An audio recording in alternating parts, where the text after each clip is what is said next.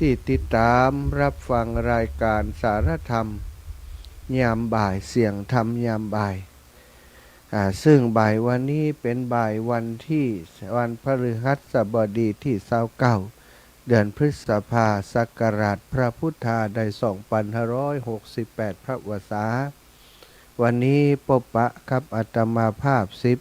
15 นาฬิกาถึง16 นาฬิกา16 นาฬิกาถึง17 นาฬิกาพบปะกับท่านอาจารย์พระครูศิริธรรมบัณฑิตผส.ด็อกเตอร์วิทยาลัยสงฆ์นครลำปางจะเดาเข้ารายการในชั่วโมงที่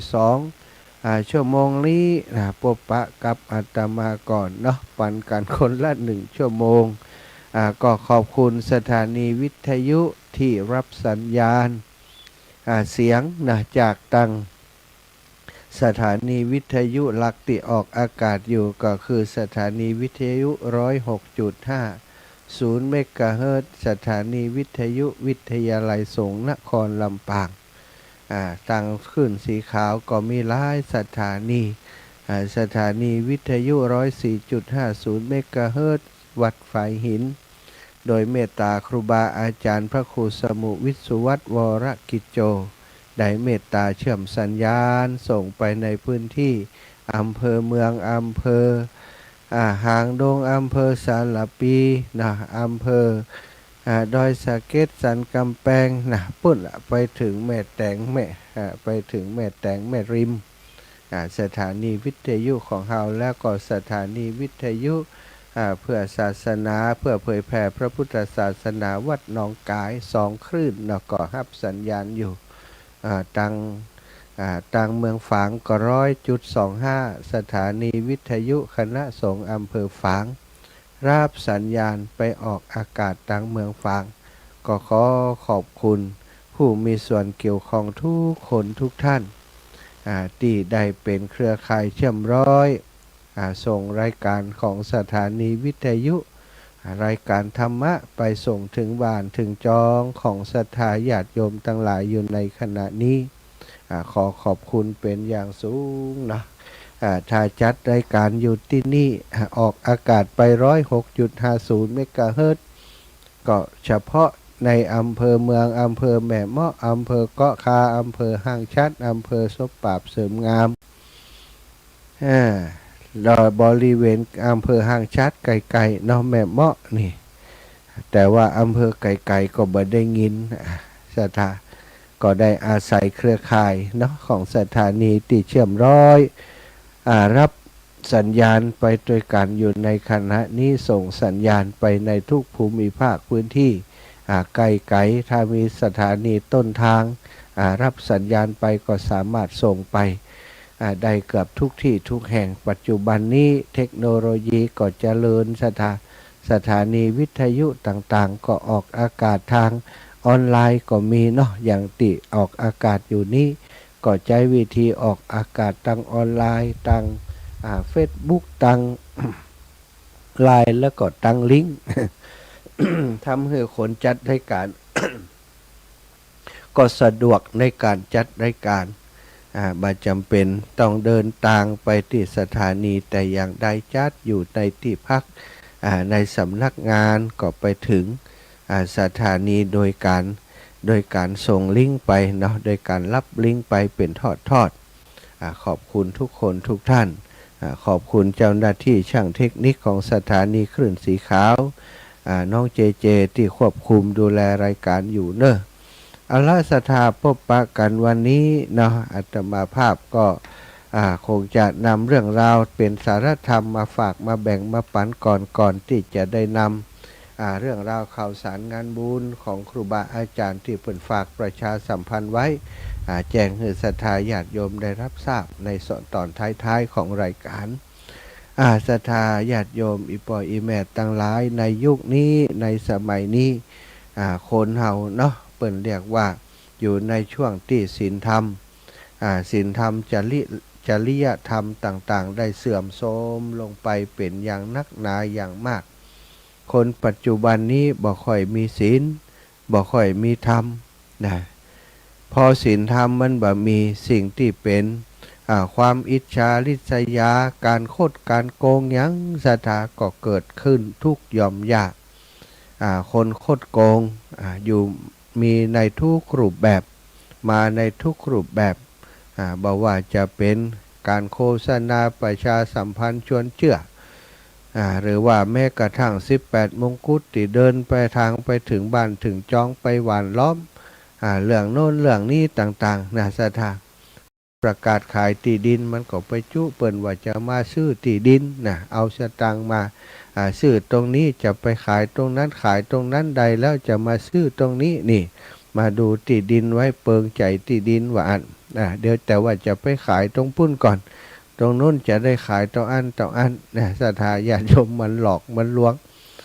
คนอย่างนี้ก็มีเยอะศรัทธาแล้วก็โดยเฉพาะในสื่อโซเชียลต่างๆปัจจุบันนี้มีเว็บไซต์เว็บปลอมที่ออกมาใน Facebook มาในตังไลน์ของเรานั่นนะศรัทธาญาติโยมเป็นเว็บปลอมเว็บหน้าเว็บเป็นเว็บตำรวจก็อย่างโน้นอย่างนี้เนี่ยคนโดนหลอกโดนโกงซื้อของแล้วก็บัดได้ของตามสเปคติได้มาหันเป็นโฆษณาหันเว็บขึ้นมาทาง Facebook ของตัวเองก็เข้าไปติดต่อว่าบัดเดี๋ยวนี้เนี่ยถูกโกงถูกช่อโกงไปอย่างอีนะทาง18มงกุฎที่มันแผงตัวมาว่าหาว่ามันเป็นตำรวจนี่โอ้ก็ทำแนบเนียนเอาไปเอามาบอกว่าบัดเดี๋ยวนี้มันต้องใช้การใช้จ่ายในการเจาะเข้าไปในระบบเพื่อจะเอาเงินคืนต้องใช้เงินต่ออันต่ออีนี่สัตว์มีไปสปะสปันเนาะแต่ทางตำรวจเปิ้นก็บอกข่าวมาแต่ว่าประชาชนบางครั้งข่าวสารอย่างนี้บ่ค่อยได้ดูบ่ค่อยได้พอก็โดนหลอกกันไปแต่ละวันสูญสิ้นทรัพย์สินไปจำนวนนักจำนวนหลายนะตั้งตำรวจก็ปราบตัวได้มันก็บ่หมดศรัทธามันก็พุทธขึ้นมาเป็นดอกเห็ดเว็บปลอมไอ้ยังต่างๆนะเป็นจึงเกิดความบดีบ่งามขึ้นในสังคมหลายอย่างสิ่งเหล่านี้ล้วนแต่เกิดมาจากที่ศีลธรรมคุณธรรมของคนเฮามันเสื่อมทรามโกงกันซึ่งหน้าศรัทธาห้ำหันฆ่าฟันกันซึ่งหน้าโกงกันโดยบ่มีความเมตตาอยู่ในใจเลยช่อโกงกัน18มงกุฎโอ้ศรัทธาญาติโยมได้ยินข่าวว่าเปิ่นปราบอย่างนู่นอย่างนี้เขาก็คิดว่ามันจะหายไปที่ไหนได้มันซ้ำนักกว่าเก่ามันก็มีเล่ห์มีกลวิธีทำในการช่อโกงนักกว่าเก่าทำไมมันถึงเกิดเหตุการณ์อย่างนี้เกิดขึ้นหนักหนามากมายในโลกของเฮาศรัทธาก็เพราะว่าศีลธรรมมันเสื่อมไปคนทั้งหลายนะหันแก่ได้บ่ได้ใส่ใจบ่ได้สนใจความเดือดร้อนของคนอื่นขอให้เฮาได้เป็นดีนี่ขอให้ได้เป็นดีคุณจะเสี่ยงอย่างใดไม่สนนี่เรียกว่าฆ่าคนโดยบักกระพริบตาทำร้ายคนโดยบักคำนึงถึงความทุกข์ยากของคนอื่นอันนี้เป็นสิ่งที่ส่อแสดงให้หันว่าปัจจุบันนี้ศีลธรรมคุณธรรมของโลกของเฮานี้ของคนบนโลกของเฮานี้มันเสื่อมทรามมันเสื่อมโทรมลงไปบ่เหมือนคนในสมัยก่อนศรัทธาคนที่จะคดจะโกงกันก็บ่ค่อยมีอยู่ด้วยกันด้วยถ้อยทีถ้อยอาศัยช่วยเหลือเกื้อกูลจุนเจือช่วยเหลือซึ่งกันและกันบ่มีการจะมาคดมาโกงกันอย่างนี้แต่บัดเดี๋ยวนี้โอ้ศรัทธาขยับบ่ถูกขยับไปทางไหนก็เจอเนอะคนที่มันคนที่คดโกงนี่มันมีอยู่ทุกพื้นที่ทุกที่ทุกแห่ง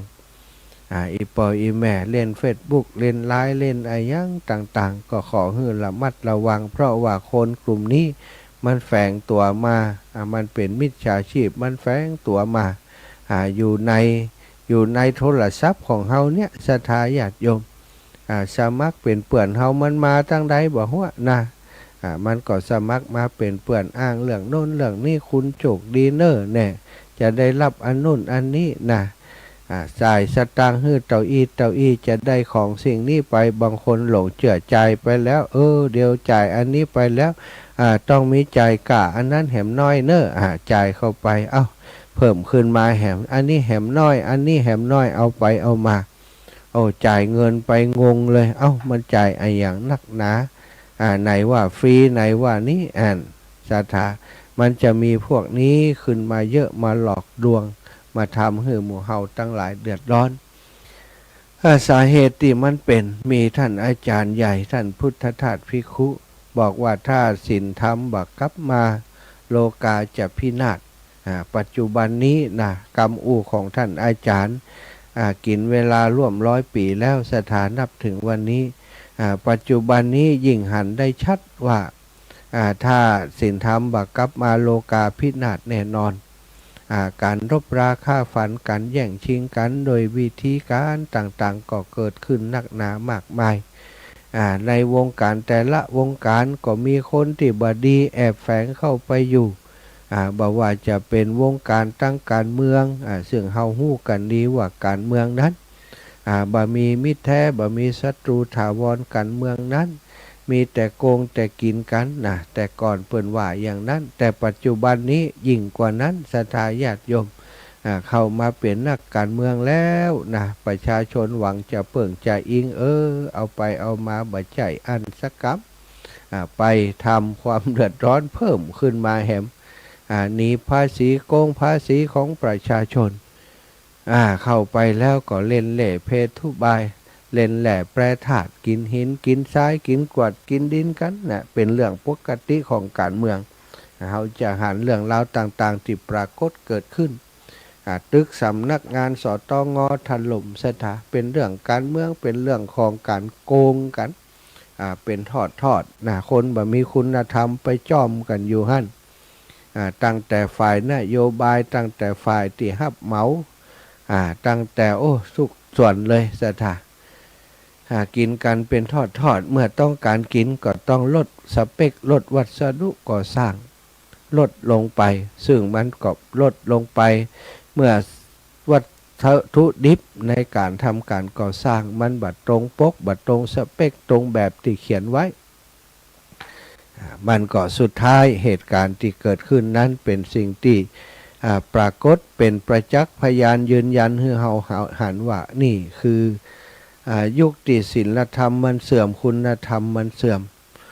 ศีลธรรมบักกลับมาโลกาของเฮาจะวินาศแน่นอนทุกขุมทุกย่อมยาสถาการรบราฆ่าฟันกันถ้าอีปออีแม่ทั้งหลายได้อ่านข่าวติดตามข่าวตั้งการบ้านการเมืองก่าวต่างประเทศจะได้หันอยู่ตลอดว่าประเทศนั้นฮบกับประเทศนี้ประเทศนี้ฮบกับประเทศนั้นตายกำละหมื่นละพันยิงกันโดยขีปนาวุธสดาอันนี้ก็ส่อแสดงให้หันเรื่องของความเสื่อมทรามของศีลธรรมเหมือนกันสิ่งหนึ่งที่ทำให้เกิดปัญหานะเมื่อความศีลธรรมเสื่อมทรามของศีลธรรมมันเข้ามาจากสาเหตุของการที่ประชาชนหรือว่าคนบนโลกใบนี้ของเราบ่สนใจในการเรียนรู้เรื่องศีลธรรมเรื่องคุณธรรมบ่ได้เรียนรู้บ่ได้มีภูมิคุ้มกันในด้านนี้ ในยุคก่อนในสมัยก่อนถ้าอีพ่ออีแม่จำได้รุ่นเฮาก็ยังได้เรียนอยู่วิชาหน้าที่ศีลธรรมวิชาพระพุทธศาสนาเฮาทั้งหลายได้เรียนรู้เรื่องราวของพระพุทธเจ้าเรื่องราวของพระพุทธเจ้าที่เป็นพุทธประวัติพระพุทธเจ้าเป็นลูกไผเป็นมีความเป็นมาอย่างใดอยู่ที่ไหนสถาประสูติตรัสรู้ปรินิพพานอย่างใดเฮาได้เรียนตอนน้อยๆแล้วก็เรียนคุณธรรมพื้นฐานฮิริโอตตัปปะความละอายปุเพแล้วก็กตัญญูกตเวทีนี่ เฮาก็ได้เรียนตั้งแต่เป็นนักเรียนตั้งแต่เป็นนักเรียนทุกชั้นได้เรียนกันมาตั้งแต่ป .1 มาก็ว่าได้เรียนรู้ได้ซึมซับของหลักการทางด้านศีลธรรมปัจจุบันนี้อีพ่ออีแม่ไปขอพอหนังสือของลูกหลานน้อยๆเฮาไปเสาะพอมีก็วิชาหน้าที่ศีลธรรมวิชาที่เกี่ยวกับตังเรื่องราวตังศาสนาบ่มีเลยนะสถาเปิ่นตัดออกไปหมดหน้าที่ของพลเมืองต้องทำอย่างใดต่อประเทศชาติบ้านเมืองนี้บ่ได้เขียนกันไว้บ่ได้ให้ละอ่อนได้ศึกษา เปิ่นหาว่ามันเป็นความค่ำครึเป็นสิ่งที่บัดทำให้ละอ่อนเจริญวะศรัทธาเมื่อมันบ่มีความภูมิคุ้มกันคนเฮาเนาะบ่ได้เรียนรู้เรื่องศีลธรรมจริยธรรมที่ดีงามที่ควรประพฤติที่ควรปฏิบัติได้แต่เรียนเรื่องความเก่งความฉลาดอะไรอย่างต่างๆไปก็เลยกลายเป็นว่าปัจจุบันนี้เฮาได้ลูกหลานที่บ่มีความรู้ในด้านของศีลธรรมในด้านของคุณธรรมเลยกลายเป็นละอ่อนที่มีความอิจฉาริษยามีความเฉลียวฉลาดจริงนะแต่บ่มีคุณธรรมเป็นคนหันแก่ตัวเป็นคนที่มักจะเอาเปรียบเวลามีโอกาสเป็นคนที่มักจะทำความผิดพลาดขึ้นได้อยู่ตลอดเวลาความริษยาพระพุทธเจ้าได้ทรงสอนเรื่องของกรรมเพื่อจะให้ทุกคนได้ระลึกว่ากรรมอันใดที่ตนได้ทำแล้วก็จะต้องรับผลของกรรมนั้นทั้งจะเป็นกรรมดีก็ดีกรรมชั่วก็ตามเมื่อเป็นเช่นนี้ก็จะได้ละแต่กรรมชั่วทำแต่กรรมดีเพื่อจะได้รับผลที่ดีสืบต่อไปกรรมบางอย่างมีชาติพบบางไว้ศรัทธาทำให้บัดทราบพระพุทธเจ้าทรงทราบโดยญาณและก็ทรงแสดงให้ปรากฏจึงได้ทราบกันว่าทำไมจึงเป็นเช่นนั้นดังเช่นเรื่องพระอรหันต์องค์หนึ่งชื่อว่าพระโลสกะท่านเป็นผู้ที่คัดสนอย่างยิ่งบ่ได้แม้แต่อาหารที่จะฉันให้เต็มต้องอยู่เป็นอาจินเวลาเขาทำบุญเลี้ยงพระกันครั้งใหญ่ๆอาจจะได้ก็แค่พอเต็มท้องแต่โดยปกติแล้วจะบ่ค่อยได้อาอย่างฉันเมื่อท่านอาพาธไกลจะนิพพานพระอุปัชฌาย์ของท่านก็คือพระสารีบุตรเกิดความกรุณาจึงไปบิณฑบาตเพื่อจะนำอาหารไปให้แต่ก็บ่มีไผใส่บาตรวันนั้นก็เป็นอันบ่ได้ฉันจนถึงวันที่ท่านจะนิพพานพระสารีบุตรได้ส่งอาหารไปถวายคฤหัสถ์ผู้รับคำสั่งนำอาหารออกไปแล้วก็ลืมคำสั่งพระเถระสารีบุตรไปเยี่ยมพระสารีบุตรก็ไปเยี่ยมพระโลสกะไปถามท่านก็ว่ายังบ่ได้ฉันอย่างเลยท่านอาจารย์พระสารีบุตรหันว่ายังเป็นเวลาที่ยังฉันใดก็จึงถือบาตรไปพระราชวังพระเจ้าประเสนทิโกศลได้ทรงใส่บาตรพระเถระโดยของหวาน4อย่างเพราะพ้นเวลาอาหารปกติที่เคยจัดถวายพระเถระก็ได้นำไปให้ท่านโดยถือบาตรให้ท่านฉันในบาตรนั้นเพราะว่าถ้าพระสารีบุตรสวะบาตรเอาให้อาหารในหันก็จะหายไปวะสถาอันนี้เป็นวิบากกรรมของท่านที่มีความริษยา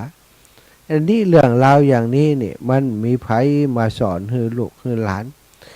เกิดจากอะไรอย่างที่ท่านคนนี้ได้ถึงได้เป็นอย่างนี้พระพุทธองค์ได้ตรัสเล่าถึงบุพกรรมของพระโลสกะนี่ว่าท่านได้ทำกรรมไว้2 อย่างขนานกันคือทำสมณธรรมมาเป็นอย่างดีคือปฏิบัติธรรมตอนเป็นพระในสมัยนั้นนะจ้าจัดรายการอยู่นะมีอย่างก็จะจ้าอ๋อจ้า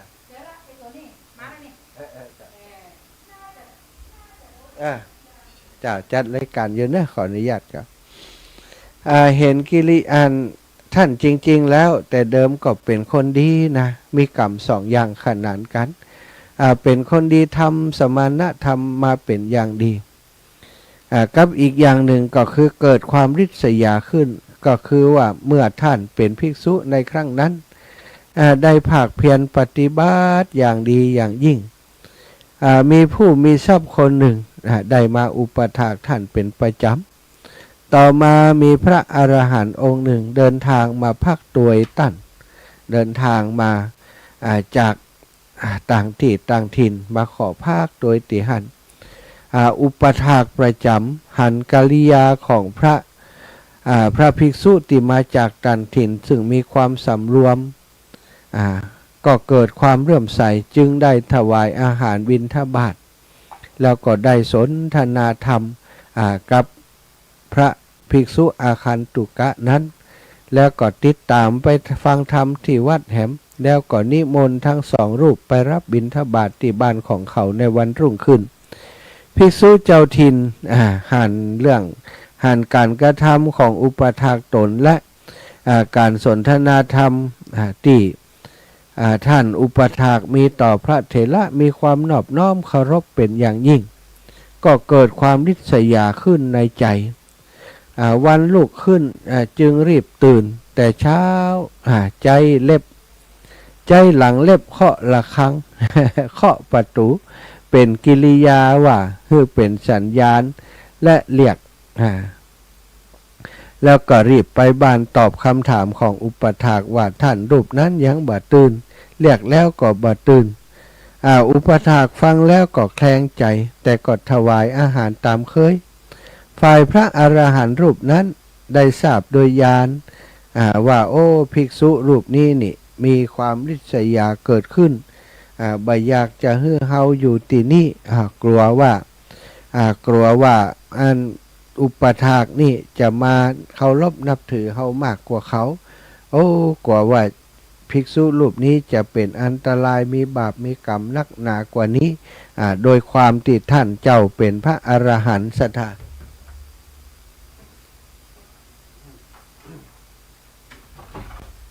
ท่านเป็นพระอรหันต์จึงได้หู้วาละจิตของพระภิกษุเจ้าถิ่นนั้นก็เลยได้หลีกไปเ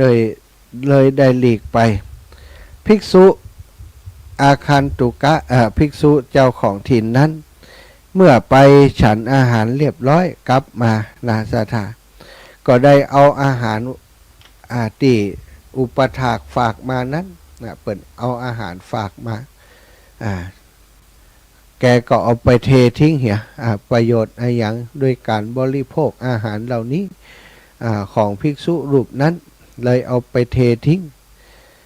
เพราะกรรมที่ทำด้วยความริษยานี้จึงต้องเกิดมาเป็นคนยากจนแล่นแค้นบัดได้สำเร็จเป็นพระอรหันต์แล้วก็ยังแล่นแค้นแต่เพราะกรรมคือได้บำเพ็ญสมณธรรมมาเป็นอย่างดีแต่ต้นสุดท้ายมาในพุทธศาสนานี้จึงได้เป็นพระอรหันต์บรรลุธรรมเป็นพระอรหันต์แล้วนาสถา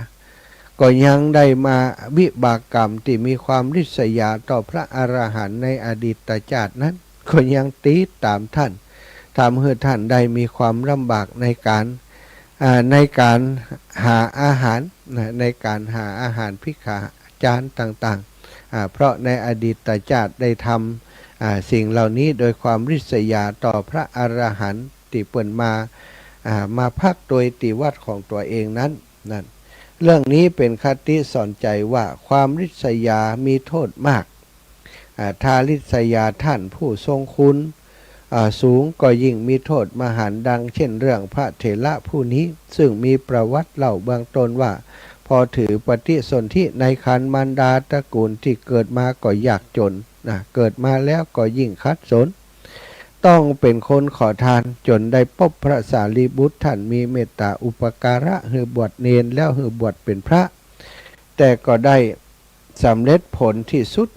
เพราะได้บำเพ็ญสมณธรรมมาสมบูรณ์กรรมที่ทำไว้ต่างๆกันย่อมให้ผลต่างๆกันและกรรมทุกอย่างย่อมเกิดจากจิตนี่เองฉะนั้นเราต้องรักษาจิตให้ดีให้จิตของเราเป็นจิตที่มีศีลมีธรรมอยู่ตลอดเวลาถ้าบ่อันสถาความชั่วมันก็เข้าครอบงำอย่างพระเถระรูปนี้จริงๆแล้วก็แต่เดิมแต่ต้นก็ดีอยู่กับวัดกับวา ปฏิบัติปัดปู่ดูแลปฏิบัติธรรมเป็นอย่างดีแต่อาศัยเกิดความริษยากลัวว่าภิกษุที่มาอยู่ใหม่มาขออาศัยตัววันเดียวได้นั้นหันกิริยาอาการที่อุปถากของตนปฏิบัติต่อพระภิกษุรูปนั้นความจริงเพิ่นก็ปฏิบัติต่อตัวเหมือนกันและแบบนั้นแต่ความริษยาความอิจฉาริษยาเมื่อมันเกิดขึ้นในใจแล้วสถาเหตุผลมันก็บ่มีมันเหตุสิ่งที่จะเป็นเหตุเป็นผลเป็นภูมิคุ้มกัน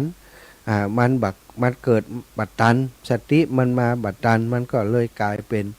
ถูกความริษยาเข้าครอบงำใจทำให้ท่านได้กระทำผิดการกระทำผิดแม้เพียงเล็กน้อยก็ส่งผลให้ท่านได้รับกรรม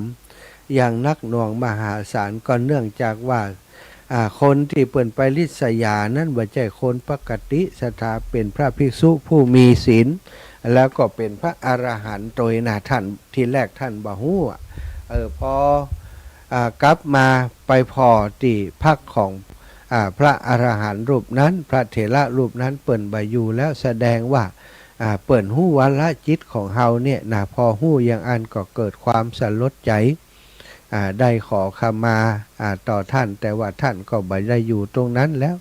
เกิดความสำนึกผิดได้ตั้งใจปฏิบัติธรรมก็เป็นตราบาปในใจท่านตลอดนี่พระพุทธองค์ทรงนำมาเล่าเปรียบเทียบให้สาวกทั้งหลายให้พุทธบริษัททั้งหลายฟังการมีความริษยาก็ดีการติดจิตใจของเฮาบ่อยู่ในดุลยภาพของความเมตตากรุณามุทิตาอุเบกขานั้น ก็จะทำให้เกิดการกระทำกรรมที่บ่พึงประสงค์ขึ้นได้ยุคสมัยนี้ศรัทธาภูมิคุ้มกันของคนมันมีน้อยเพราะไอ้ยังก็เพราะว่าบ่ได้รับการอบรมบ่มเพาะในเรื่องของความดีความงามต่างๆคนเฮาส่วนใหญ่ปัจจุบันนี้พ่อแม่ก็สนใจแต่เรื่องความเก่งความฉลาดความรอบรู้ต้องการให้ลูกเป็นคนเก่งเป็นคนฉลาดเป็นคนรอบรู้เพราะคนเก่งคนฉลาดคนรอบรู้ทั้งหลายมักจะได้รับโอกาสดีๆในสังคมแต่ก็ยังบอกศรัทธาญาติโยมเมื่อความเก่งความฉลาดทั้งหลายมันบ่ได้อยู่คู่กันกับจิตใจที่ดีงามความเก่งไปอยู่กับคนที่มันขี้คดขี้โกงไปอยู่กับคนที่บ่มีภูมิคุ้มกันทางจิตใจแทนที่ความเก่งนั้นจะไปอยู่กับคนที่มีเมตตากรุณามุทิตาอุเบกขาแต่ว่ามันไปอยู่กับคนที่ตรงกันข้ามในเรื่องนี้มันก็เอาความเก่งเอาความฉลาดไปสร้างสิ่งที่ เป็นประโยชน์แก่ตัวเขาฮือได้นักที่สุดมีความรู้ทางการเงินแทนที่จะทำเงินได้มาก็แบ่งปันเจียจานฮือตานเหมือนกับเศรษฐีในสมัยก่อนสร้างกองบุญกองกุศลแต่ปัจจุบันนี้คนที่มีเล่ห์เพทุบายหาเงินได้โดยกลวิธีต่างๆหรือว่าบางทีก็อาจจะเป็นเรื่องของความฉลาดทางด้านการเงินหู้จักยักย้ายถ่ายเทลงทุนในเรื่องต่างๆเจริญขึ้นมามีเงินมีทองยิ่งมีเงินนักก็เอาละโคตรโกงนักเข้าไปแหมทำสร้างให้เป็นปัญหาเดือดร้อนขึ้นมาในสังคมเอาไปเอามาก็ปุ้นศรัทธาถ้าสามารถทำได้ก็จะครองโลกกันเลยทีเดียวแต่ครองโลกในสถานภาพที่ว่า โลกที่มีแต่ความเดือดร้อนมีแต่ความรุนแรงต่างๆไปครองโลกโดยความเดือดร้อนโดยความรุนแรงได้สร้างแต่ความยากความลำบากให้แก่บุคคลอื่นโลกมันก็บ่สงบทุกวันนี้ท่านอาจารย์พุทธทาสบอกว่าถ้าศีลธรรมบักกลับมาโลกาจะพินาศทุกวันนี้อีปออีแม่ก็ลองพอเตอะศีลธรรมยิ่งหดหายไปลงไปต่อใดความเดือดร้อนก็มีนักเต่าอันสิ่งที่จะสะท้อนหือหันในปัจจุบันนี้เราจะหันว่าเรื่องราวต่างๆที่บ่น่าจะเกิดขึ้นมันก็เกิดขึ้นในสังคมในหมู่บ้านในชุมชนในครอบครัวของคนที่เป็นชาวพุทธในครอบครัวของคนที่คิดว่าเป็นชาวพุทธนับถือพระพุทธศาสนาหรือว่าครอบครัวที่ศาสนาอื่นก็ตามเตอะศรัทธา จะหันว่าบัดเดี๋ยวนี้ลูกเต่าเข้าปันก็ดีอย่างต่างๆก็ดีนี้ที่เขาบ่มีคุณธรรมศรัทธาถูกความโลภเข้าครอบงำบางคนแย่งชิงสมบัติจากพ่อจากแม่ก็มีซึ่งเรื่องเหล่านี้ในอดีตการสมัยก่อนเราบ่เคยได้ยิน ปัจจุบันนี้บางบางทีลูกเต้าฟ้องร้องเพื่อจะครองทรัพย์สมบัติของพ่อแม่บางครั้งบางทีพ่อแม่เอาทรัพย์สมบัติให้ลูกให้เต้าแต่ว่าลูกเต้านั้นมาเลี้ยงดูพ่อแม่ทอดทิ้งพ่อแม่ไล่พ่อแม่ออกจากบ้านจากจองนั้นไปพอเปิ่นโอนบ้านโอนอย่างฮือเท่านั้นสิทธิ์ในการอยู่บ้านของพ่อของแม่ก็บ่มีแล้วสถาบ่ได้ฮักพ่อฮักแม่บ่ได้เคารพนับถือพ่อนับถือแม่เหมือนเก่าเหมือนเดิมไล่ให้เปิ่นออกไปจากบ้านจากจองบางครั้งบางทีพ่อแม่ก็ไปร้องเรียนต่อกฎหมายร้องเรียนต่อผู้เจ้าหน้าที่ต่างๆขอความเป็นธรรมขอทรัพย์สินคืนมาก็หันได้ยินอยู่บ่อยๆศรัทธาญาติโยมทั้งหลายสิ่งเหล่านี้บ่งชี้ให้เฮาหันว่าปัจจุบันนี้ศีลธรรมมันหายไปจากโลกของเฮานักหายไปจากพลเมืองของโลกของเฮานักหนาก็โดยตีบอกแล้วก็คือบ่มีหลักสูตรในการให้ละอ่อนไปห้ำเฮียนไปศึกษากลายเป็นว่าเรื่องสำคัญเรื่องคุณธรรมเรื่องศีลธรรมที่จะต้องเติบโตคู่กับร่างกายคู่กับเศรษฐกิจคู่กับคนเฮาทุกๆคนศีลธรรมคุณธรรมกับบัดเติบโตสถาคนบัดเดียวนี้เติบโตแต่ตัวเติบโตแต่ร่างกายเติบโตแต่ทรัพย์สินมีปัญญาแต่ว่าบ่มีสัมมาทิฏฐิเป็นปัญญาที่เป็นมิจฉาทิฏฐิเป็นส่วนใหญ่ถ้าคนบ่มีคุณธรรมคนบ่มีคุณธรรมแม้แต่คุณธรรมเบื้องต้นกตัญญูกตเวทีก็บ่มีหิริโอตตัปปะความเก่งกว่าต่อบาปความละอายต่อบาปก็บ่มีขันติโสรัจจะขันติความอดทนโสรัจจะความสงบเสงี่ยมก็บ่มีในคนศรัทธามันก็เกิดความวุ่นวายขึ้นเท่านั้นเองเราจะหันได้ว่าในสังคมยุคปัจจุบันนี้อย่างที่ล่อแหลมอย่างที่บ่น่าจะเกิดขึ้นเนาะความเสื่อมทรามทางศีลธรรมมันเยอะจริงๆเราไปดูทางสื่อยังก็จ่างเตอะอีปออีแม่บัดเดียวนี้ไปหันลูกหลานเต้นเตกิจกรรมอย่างเต้นวัฒนธรรมอย่างต่างๆหายไปหมดสมัยก่อนเปิ่นฟ้อนเปิ่นลำบัดเดียวนี้เต้นเด้งหน้าเด้งหลังทำท่าทางกิริยาเหมือนกับบ่สวยงามทำกิริยาที่ส่อแสดงไปถึงพฤติกรรมที่มันบ่เหมาะสมทั้งหลายแต่ว่าได้รับการยินยอมได้รับการยอมรับจากเพื่อนฝูงจากผู้ปกครองแม้กระทั่งจากคุณครูละอ่อนเต้นอย่างอันกลับไปส่งเสริมกลายเป็นเรื่องที่โชว์ในเรื่องของความลามกอนาจารไปเสียส่วนใหญ่เขาจะหันว่าเมื่อศีลธรรมมันบกพร่องปัญหาเมื่อศีลธรรมมันบกพร่องไปสิ่งเหล่านี้มันก็จะเกิดขึ้นยิ่งศีลธรรมบกพร่องไปนักต่อใดสิ่งเหล่านี้ก็จะเกิดขึ้นนักต่ออันเพราะฉะนั้นก็เป็นสิ่งที่เฮาทั้งหลายต้องหันกลับมาตรวจสอบมาดูแลเนาะในเมื่อฝ่ายการศึกษาก็ดีในเมื่อฝ่ายของสังคมต่างๆก็ดีบ่ให้ความใส่ใจบ่ให้ความสนใจในด้านนี้ทำให้ลูกหลานของเฮาถูกวัฒนธรรมของสังคมที่มันบ่ดีมันกลืนไปหน้าที่ที่จะต้องเอาลูกหลานคืนก็เป็นหน้าที่ของเฮาซะท่าในการอบรมบ่มเพาะให้ลูกหลานเฮาเป็นคนดีเท่านั้นที่จะอยู่ในโลกใบนี้อย่างมีความสุขได้คนดีก็ต้องดีติจิตติใจดีติมีคุณธรรมในจิตในใจหู้เท่าทันอารมณ์ของตัวเองเป็นคนที่มีภูมิคุ้มกันในการที่จะบัดทำความผิดความชั่วทั้งหลายเป็นคนที่มีความปรารถนาที่จะสร้างกองบุญกองกุศลสิ่งเหล่านี้คือสิ่งที่เราทั้งหลายต้องช่วยกันปลูกเพาะบ่มเพาะให้ลูกหลานของเราให้มีขึ้นในจิตในใจของลูกหลานของเราถ้าบ่อันแล้วเราก็จะได้ลูกหลานอย่างตีว่านั้นศรัทธาญาติโยมลูกหลานที่สุดท้ายมากลายมาเป็นยักษ์เป็นมารกลายมาเป็นคนที่สร้างปัญหาสร้างความลำบากให้กับเราทั้งหลายในที่สุด หรือว่าแม้กระทั่งสร้างความเดือดร้อนให้กับสังคมหมู่ใหญ่ในที่สุดนะอันนั้นก็เพราะว่าจิตใจเขาบ่มีศีลธรรมบ่มีคุณธรรมอยู่ในจิตในใจเขาจะปล่อยปะละเลยโดยบ่ใส่ใจสิ่งเหล่านี้ก็อย่างที่ว่าถ้าเขาบ่ปลูกบ่ฝังไว้เขาก็จะบ่ได้กิน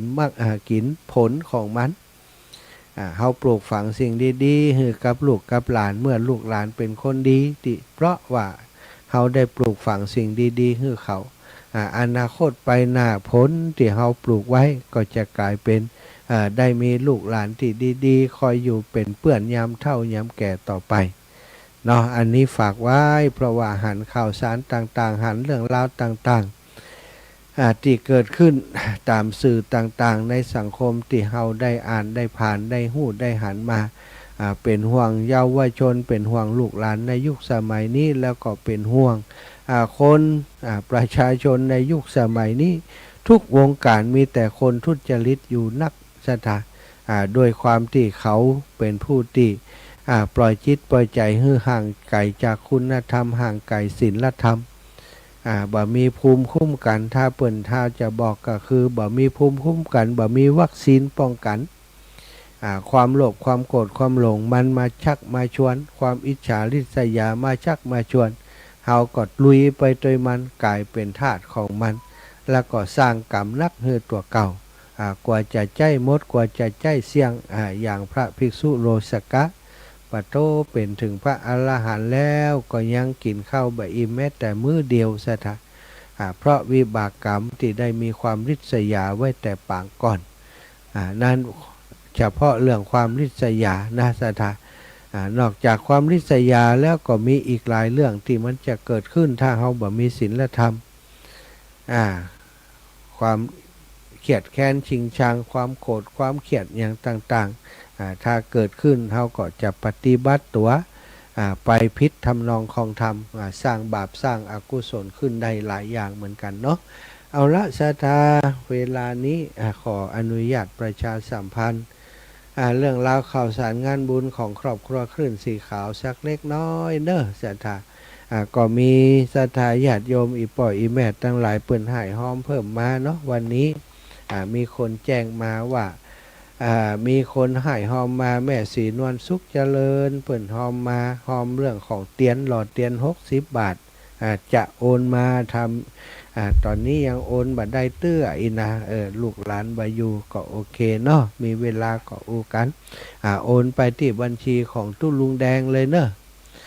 เดี๋ยวจะบอกคือว่าบัญชีเลขที่ไอ้ยังแล้วก็นี่ญาติโยมเพิ่นทราบว่าอาตมาจะไปตาลฝ้าป่าฝ้าเพดานที่จังหวัดน่านในวันที่31ก็มีแม่บัวที่แม่บัวเลียวแม่ถนอมแม่บัวลอยขาไปจำหอมมา400 บาทเนาะฝ้าป่าไปเมืองน่านคนละ100แม่บัวขี่ทะโปแม่บัวเรียวชัยอุดแม่ถนอมนำวงแม่บัวลอยปรุงเทพนะ400 บาทอนุโมทนาบุญเนอะแม่เนอแล้วก็จะมีพ่ออนงพ่ออานนท์แม่อุไรมโนคำเป็นเจ้าภาพแผ่นเตียน5 แผ่น100 บาทแม่คิมศรีอินแก้วเจ้าภาพเตียน5 แผ่น100 บาท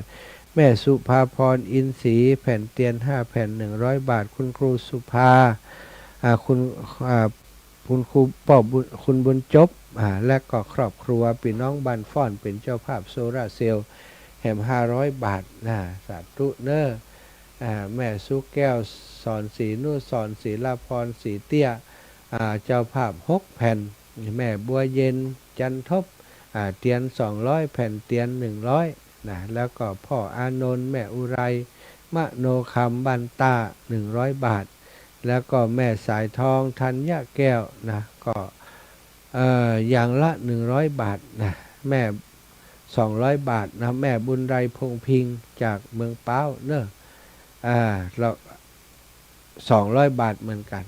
สาธุอนุโมทนาบุญครับโยมแม่ตั้งหลายอันนี้แหมสายหนึ่งแม่เกียงคำสิเลยวงบ้านสีหมวดเก้าอันนี้อย่างนี้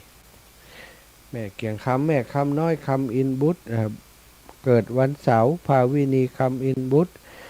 พานุวัฒน์คำอินบุตรวรรณรัตน์สะออนลำพันธิวาสะออนลำอรดานันท์ละสะออนลำเนาะ6 คนนะก็เป็น120 บาทแผ่นเตียนแม่บัวเย็นจันทบเรียบร้อยแล้วเนาะเอาปัจจัยมาให้เรียบร้อยแล้วแม่บัวเย็นจันทบวันอังคารผอนิคมวันอังคารแสงดาววันพุธนายรัชชานนท์วันเสาร์แม่บัวเย็นจันทบสีหมดเก่าถวายร่วมบุญเทียนพรรษา200 บาทเรียบร้อยศรัทธาญาติโยมเปิดสายศรัทธาที่ฟังรายการอยู่ได้โทรมามาแล้วก็จะได้บอกเลขบัญชีเลขเบอร์โทรศัพท์ของตู้ลุงแดงให้ศรัทธาเทรนเนอร์ตู้ลุงแดงศรัทธาเลขที่เบอร์โทรศัพท์ของเปิ่น0817964608ทำไมบอกเบอร์ของตู้ลุงแดงก็เพราะว่าเขาจะไปตาลเตียนไปหล่อเตียนตีวัดของตู้ลุงเปิ้นวัดแม่ห้องไคร้เนาะศรัทธาก็คือตู้ลุงเป็นภาระธุระในเรื่องของการดำเนินการเป็นการใช้จ่ายต่างๆลงติดตู้ลุงคือเป็นผู้บริหารในครั้งนี้ครั้งที่18นี้เนาะเลขที่เบอร์โทรศัพท์ของตู้ลุง0817964608 0817964608เนอะแล้วก็เลขที่บัญชีธนาคารของตู้ลุงจดไว้พ่องก็ได้เพื่อขึ้นใจได้ไหลใจตันจะให้จะหอมโทรไปหาตู้ลุงแล้วนะได้เบอร์เลขที่บัญชีธนาคารแล้วก็โอนไปให้เปิ้นได้สถา486เลขที่บัญชีธนาคารกรุงเทพ4860285 594นะ4860285 594ธนาคารกรุงเทพชื่อว่าพระครูปฏิภาณธรรมทินพระใจพระครูชลทานพิทักษ์ไปอย่างปฏิภาณพุทธกึศถึงหลวงปู่พุทธ0860285594เนอะ4860285 594บัญชีธนาคารกรุงเทพพระครูชลทานพิทักษ์ศรัทธาสามารถโอนปัจจัยไปร่วมบุญได้ติดตุลุงมีรายการที่จะให้ร่วมบุญด้วยกันก็มีโต๊ะจีนโต๊ะละ100 บาท30 โต๊ะเนาะแล้วก็เตียนพรรษาเตียนพรรษาที่จะตานในวันนั้นมี30 อัน30 แท่งก็เตียนเล่มละ500 บาทโซล่าเซลล์30 อันละ500 บาทแล้วก็ปัจจัยถวายตานออก 1,500 บาทต่อหัววัดมี15หัววัดด้วยกันศรัทธาไผจะให้จะหอมจุดใดตรงไหนหอมเรื่องอะไรอย่างก็เจริญปอนแจ้งติดตู้ลุงแดงได้เลยเนอะ0817964608เบอร์โทรของตู้ลุงเนาะโทรไปหาตู้ลุงได้เปิดสายแล้วพี่น้องตังเมืองฝางพี่น้องตังเชียงใหม่พี่น้องตังลำปางเนอะฝ่ายที่ฟังรายการอยู่จะสอบถามเรื่องราวใดหรือว่ารายงานผลการรับฟังก็เจริญปอนได้แล้วก็วันที่31นี้นะจะไปที่เมืองน่านไปตาลผ้าป่าฝ้าเพดานเนาะที่ได้ฮับปากครูบาอาจารย์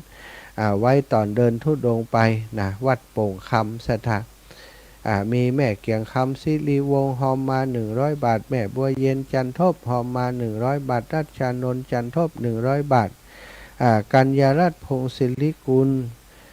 200 บาทแม่เพนณลำพูน100 บาทแม่บัวขีท่าโป100แม่บัวเรียวชัยอด100แม่ถนอมนามวง100แม่บัวลอยโป่งเทพ100แล้ววันนี้หอมมาแหมคนละ100 คนนี้เป็นแหมเท่ากับว่าเป็น200เนาะสตาเป็นคนละ200แม่คำสุขคำปะแล้ว100เจริญปอนน้องเบลแต่ใต้ไว้กับบุญญาบารมีธรรมครับวันนี้ท่านอู้กระแสอยู่ครับที่เรื่องศีลธรรมนี่มันแต่เดี๋ยวนี้มันเริ่มห่างหายไปบอ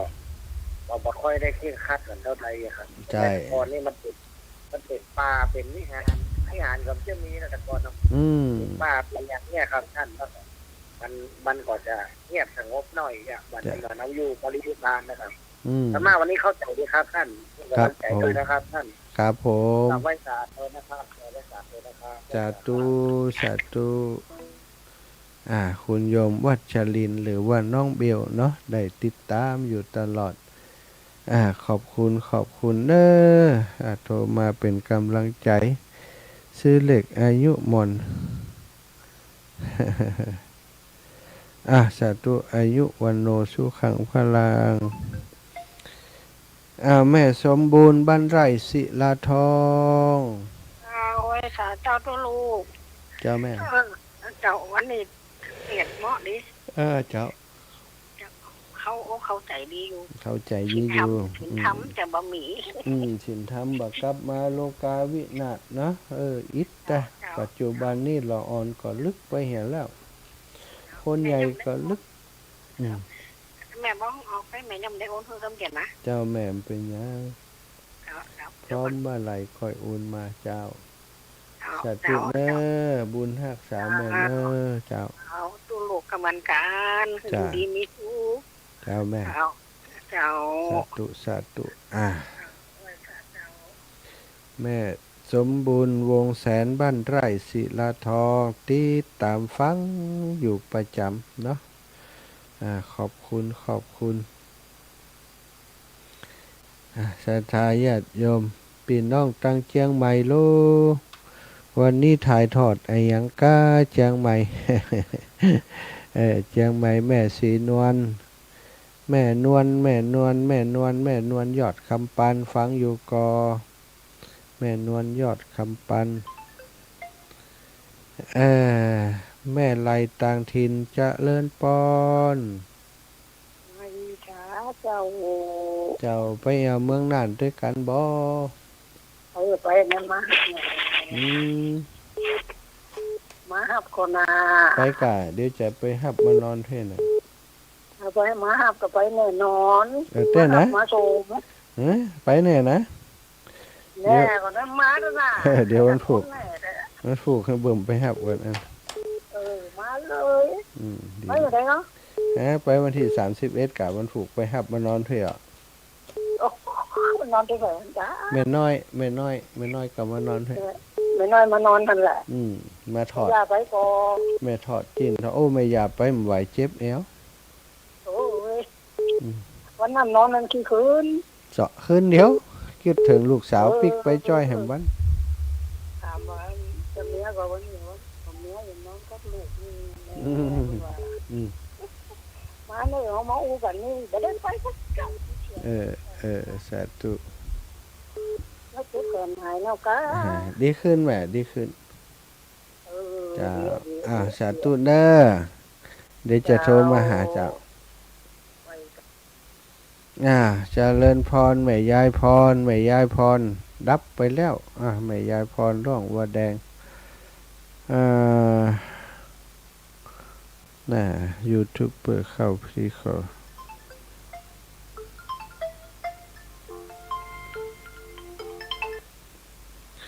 เจริญพรเจ้าวัดเจ้ากำลังลูกสวนเมียงมาอาบน้ำเริ่มมาเดียวนี่จมหาก็ได้ยินอีกคนโต๊ะเจ้าโต๊ะวันค่ำเลยตั้งเพศเงียบแล้วนะตั้งฝนตกอยู่เลยดูเอาเถอะเนี่ยไปมีแหงเนาะแม่เนาะ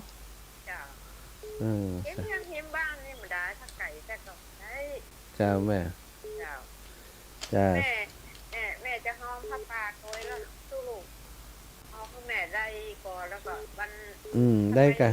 ไปแม่ของไข่แม่จะเอาไว้ชื่อเจ้าได้แม่หอมจะได้โอนแบบนี้มันยากเป็นยังไงแม่ป้ากันก็เอาหอมจะได้ครับป้า200เนาะ200แน่แม่สิแม่นวลเดี๋ยวแม่จะไปชื่อตีแม่ของไข่เด้อเจ้าได้จ้าแม่เจ้าสาธุนะแม่สาธุศรัทธาญาติโยมตอนนี้เวลา 15:56 นาทีแล้วเนอะ ชั่วโมงแรก15ถึง16นาฬิกานี้เนาะก็คงจะนำรายการจากลาศรัทธาญาติโยมไปเสียก่อนแม่ยายพรมาพอดีเจริญปอนเจ้านมัสการเจ้าลุงจกกำลังเอื้อนนี่ให้ทางเพ่มตกละมดละลำปางไปตกเชียงใหม่เนาะจกขนาดเนาะเจ้าสัตว์ตุเนอร์เดี๋ยวเช็คพระครูสิริก่อนเพิ่นจะเข้ากำคำหุเนาะบุญรักษายายพรอยู่ดีมีสุขเน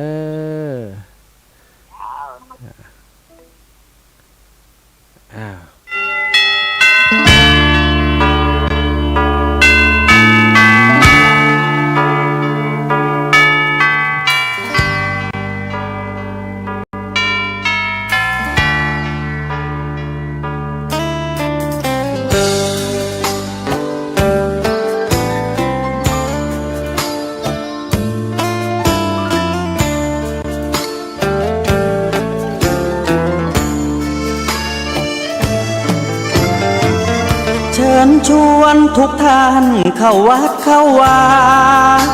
ฟังธรรมะจากหลวงตาเสริมชีวาให้สุขสดใสยึดมั่นหลักธรรมคำสอนไว้ให้ขึ้นใจความดีรีบทำกันไว้หญิงชายอย่าได้นายนี้เชิญชวนทุกท่านเข้าวัดเข้าวาทำบุญด้วยจิตศรัทธาผลบุญพาให้เราสุขีจะทำการใดนำใช้ในสิ่งดีดีทำบุญให้ทานวันนี้ไม่มีใครว่าใครชังสมัยก่อนประทับใจปู่ย่าตายายวันพระไม่เคยเบื่อหน่ายจำได้ไม่ลืมสักครั้งเหตุใดวันนี้มีคนเข้าวัดน้อยจังอยากให้เหมือนก่อนอีกครั้งฝากความหวังกับคนรุ่นใหม่เชิญชวนทุกท่านเข้าวัดเข้าวารับศีลรับพรหลวงตาเสริมคุณค่าให้กับจิตใจกระทำความดีเรื่องนี้ไม่ต้องอายใครว่างจากการงานเมื่อใดเชิญชวนท่านไปทำบุญ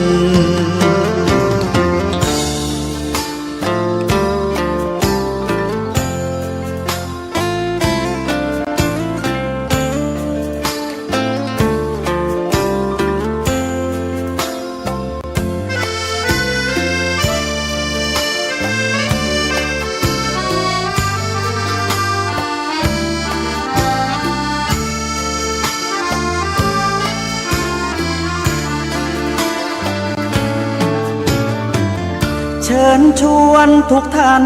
เข้าวัดเข้าวารับศีลรับพรหลวงตาเสริมคุณค่าให้กับจิตใจกระทำความดีเรื่องนี้ไม่ต้องอายใครว่างจากการงานเมื่อใดเชิญชวนท่านไปทำบุญกระทำความดีเรื่องนี้ไม่ต้องอายใครฝากเพลงเชิญชวนหญิงชายอย่าอายเรื่องการทำบุญ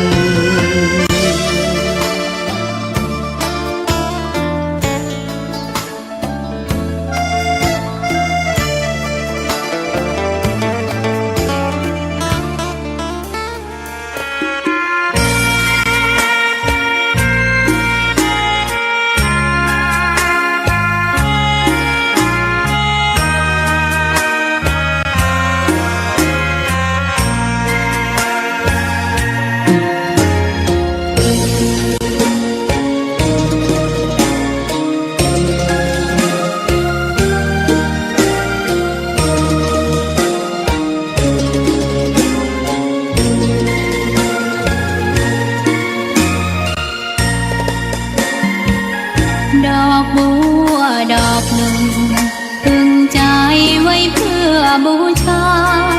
แด่องค์พระศาสดาสัมมาสัมพุทธเจ้ามีความงามเงียบไม่เปรียบเทียบเขาเทียบเราใครมองไม่งามช่างเขาแต่เจ้า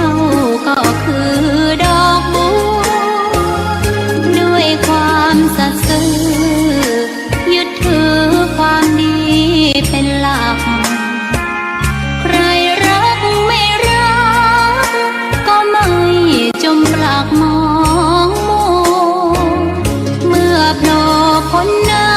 ำก็เห็นความงามในตัวไม่ยึดติดในตมชั่วขอเป็นดอกบัวดอกเดียวใครไม่มองว่าบัวงามเด่นแต่บัวก็เป็นดอกบัวทุกวันอย่างนี้ไม่อยากเด่นดังแต่มุ่งหวังในทางเด่นดีเกิดมาเพื่อสร้างบารมีถวายชีพนี้บูชาดอกบัวดอกน้อยเฝ้าคอยคนที่ใจบุญมาโอ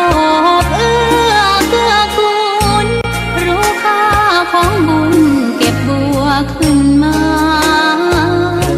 เพื่อสร้างความดีและสร้างบารมีดังว่าใช้ดอกบัวนี้บูชาพระสัมมาสัมพุทธองค์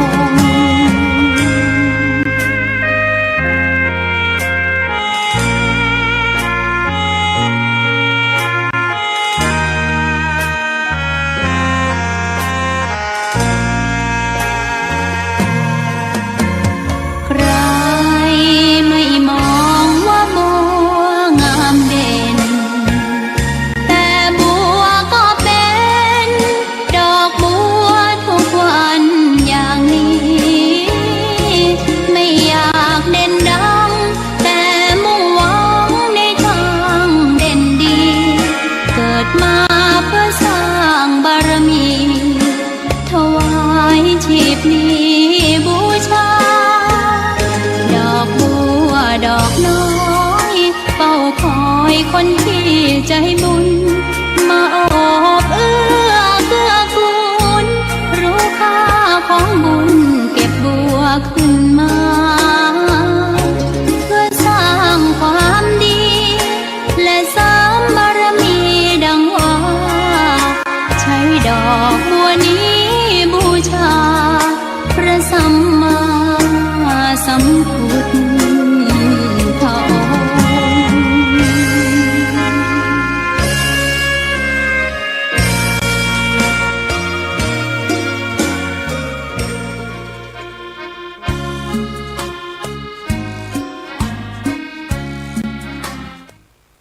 ค์ ศรัทธาญาติโยมธรรมะสวัส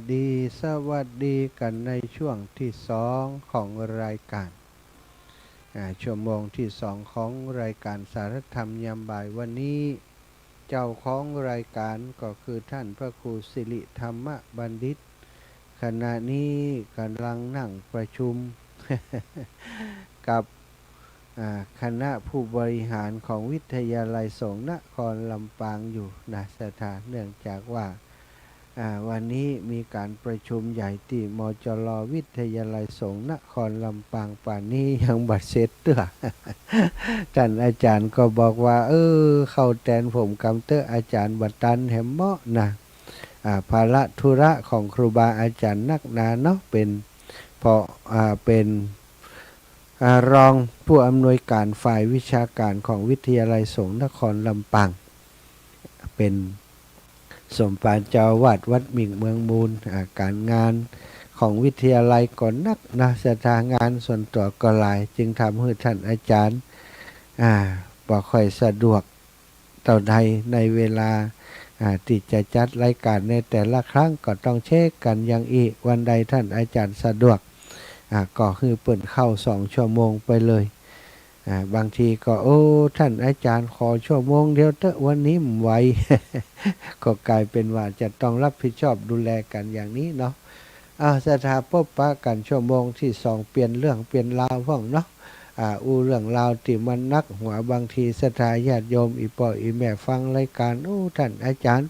ที่ว่ามันก็ถูกหมดแต่ฟังแล้วมันเครียดนะ มันก็ธรรมดาเนาะถ้าเรื่องจริงบางทีมันก็มีเรื่องที่ทำให้เราต้องคิดต้องนักใจต้องเครียดไปตัวเรื่องราวต่างๆจะเอาเรื่องสบายมาเล่าให้ศรัทธาญาติโยมได้รับฟังนะมีเรื่องเล่าว่าคืนหนึ่งนะในสมัยพุทธกาลคุณแล้วนะพระเจ้าประเสนที่โกศลเสด็จลงสู่ความลับบรรทมในปัจฉิมยามก่อนอรุณรุ่งจะขึ้นมาพระองค์ทรงฝันเห็นเหตุการณ์16 ประการ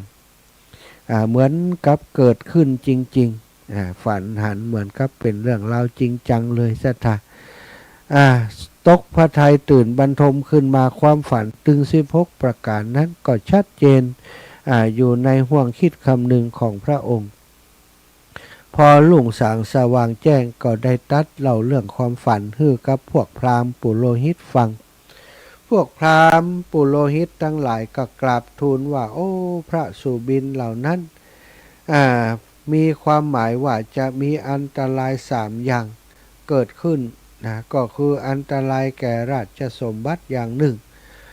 โรคภัยจะเบียดเบียนพระองค์อย่างหนึ่งแล้วก็พระองค์จะมีอันตรายถึงแก่พระชนชีพก็คือถึงตายอย่างหนึ่งพระราชาก็ถามว่าพระองค์จะมีอันตรายแก่ชนชีพจะแก้ไขอย่างไรพวกพราหมณ์ก็กราบทูลว่าทำการบูชายันโดยวัตถุอย่างละ4ราชาก็ตัดถามว่าดำเนินการได้ตัดคือพวกพราหมณ์ดำเนินการได้พวกพราหมณ์ก็พากันยินดีร่าเริงว่าพวกเขาต้องได้ทรัพย์มากได้ของขินมากแล้วก็ปลอบโยนพระราชาว่าข้าแต่มหาราชเจ้าอย่าได้กลัวอย่าได้วิตกกังวลไปเลยพระเจ้าค่ะพวกข้าพระองค์จะช่วยขจัดปัญหาของพระองค์แล้วก็ออกจากพระราชนิเวศจัดทำหลุมบูชายันที่ภายนอกพระนครได้จับฝูงสัตว์4 เท้าหลายชนิดมาผูกไว้กับลักยันรวมทั้งฝูงนกกาต่างๆสิ่งที่จะเอามาบูชายันนั้นศรัทธาญาติโยมพระนางมัลลิกาผู้เป็นเทวีมเหสีทรงทราบถึงการพลุกพล่านควักไขว่ของพวกพราหมณ์ดูวุ่นวายไปหมดในวังนอกวังก็เข้าเฝ้าพระเจ้าประเสนที่โกศลถามว่ามีอะไรอย่างเกิดขึ้นพระเจ้าข้าพระองค์พราหมณ์ถึงควักไขว่ไปมากันแน่นหนาไปหมดเสียงร้องของสัตว์ทั้งหลายโหยหวนน่ากลัวเหลือเกินเกิดอะไรอย่างขึ้นพระเจ้าข้าพระราชาก็ทรงตรัสเล่าความฝัน16 อย่างแล้วก็เล่าเรื่องที่พราหมณ์เข้าเฝ้าแล้วก็บอกว่าจะเกิดเหตุร้าย3 อย่างนั้นแก่พระองค์ต้องมีการพลีกรรมบวงสรวงเรียกว่าต้องมีการฆ่าสัตว์ฆ่าสัตว์บวงสรวงทำพลีกรรมคือกับพระราชาพระนางมัลลิกาก็ทูลถามว่าข้าแต่มหาราชเจ้าในเรื่องนี้พระองค์ทูลถามผู้เป็นยอดของพราหมณ์ในโลกพร้อมทั้งเทวโลกมัลลโลกแล้วหรือยังพระเจ้าข้าถึงหนทางที่จะแก้ไขเรื่องนี้พระราชาก็ตรัสถามว่าภัยการเล่าที่เป็นยอดของพราหมณ์ในโลกพระนางก็ทูลว่าพระองค์บัดได้ทรงหู้จักกับพระมหาพราหมณ์โคดมผู้ตถาคตผู้หมดกิเลสผู้บริสุทธิ์แล้วเป็นทรัพย์ปัญญูเป็นบุคคลผู้เลิศในโลกพร้อมทั้งเทวโลกหรือเพคะพระองค์จะต้องทรงทราบเหตุในพระสุบินแน่นอนว่าจะได้น้องเบลเสียงพระมหาบอกออกครับตอนเนี้ยเสียงเป็นเพลงที่เนี่ยเบิร์ดเป็นเพลงแหละตีลำปางล่ะ จะฟังครับประสานด้วยครับ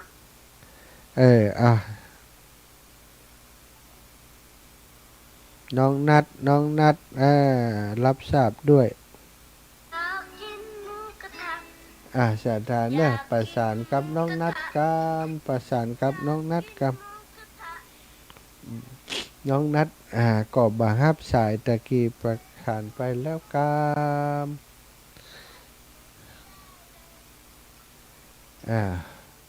ว่าอย่างใ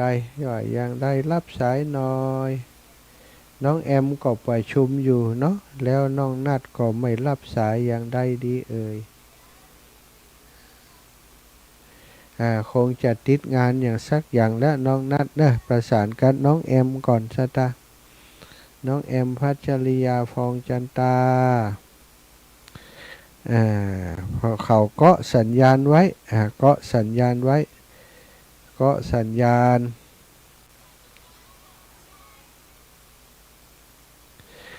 ก็สัญญาณไว้ลูกลาก็คือปอกกรรมอันนัดมันตั้งโปรแกรมไว้มันลุดไปจ้ะบอกคือน้องแอมแล้วเนอะรอสักกรรมเนาะบางทีอันมันโปรแกรมนี้เปิดตั้งอัตโนมัติไว้สถาตั้งอัตโนมัติไว้ถึงเวลานี้มันก็จะมีลิงก์ของท่านผอ.ท่านพระครูศิริธรรมบัณฑิตมันเด้งขึ้นมานะมันเข้ามาได้เกาะสัญญาณจากตังอัตมาซากกรรมนะ ก็เลยกลายเป็นเพลงไปเหี่ยเนาะเราฟังเป็นกรรมเนอะลำปะเป็นเพลงอยู่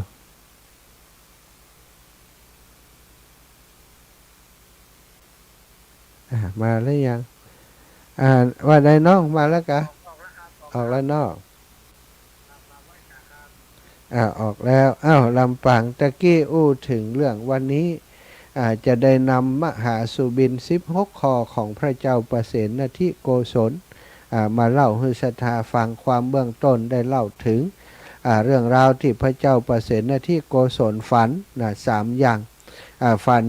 16 ข้อนี้นะฝัน16 ข้อแล้วก็คือพราหมณ์ปุโรหิตได้ทำนายฝันมันก็ทำนายว่าจะเกิดอันตรายแก่สมบัติพระองค์จะมีโรคภัยเบียดเบียนถึงแก่ชีวิตว่าอันเนี่ยอย่างใดนะก็ต้องบวงสรวงพรีกรรมก็มอบให้พราหมณ์จัดการพราหมณ์ดีใจจะได้บวงสรวงพระนางมัลลิกาพระเทวีได้ทราบก็ถามว่าพระองค์ได้ถามพระพุทธเจ้าแล้วยังบ่ได้ถามคำเตือน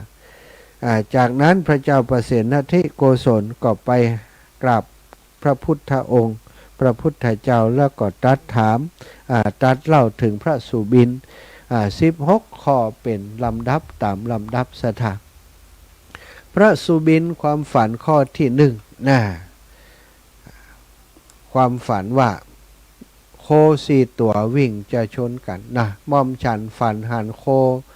ผู้มีสีเหมือนดอกอัญชัน4 ตัวตั้งท่าวิ่งจะโจรกันพวกมนุษย์ทั้งหลายก็ต่างแตกตื่นมารวมตัวกันดูเพื่อจะพองัวทั้ง4 ตัวนั้นโจรกันโคทั้ง4 ตัวส่งเสียงคำรามลั่น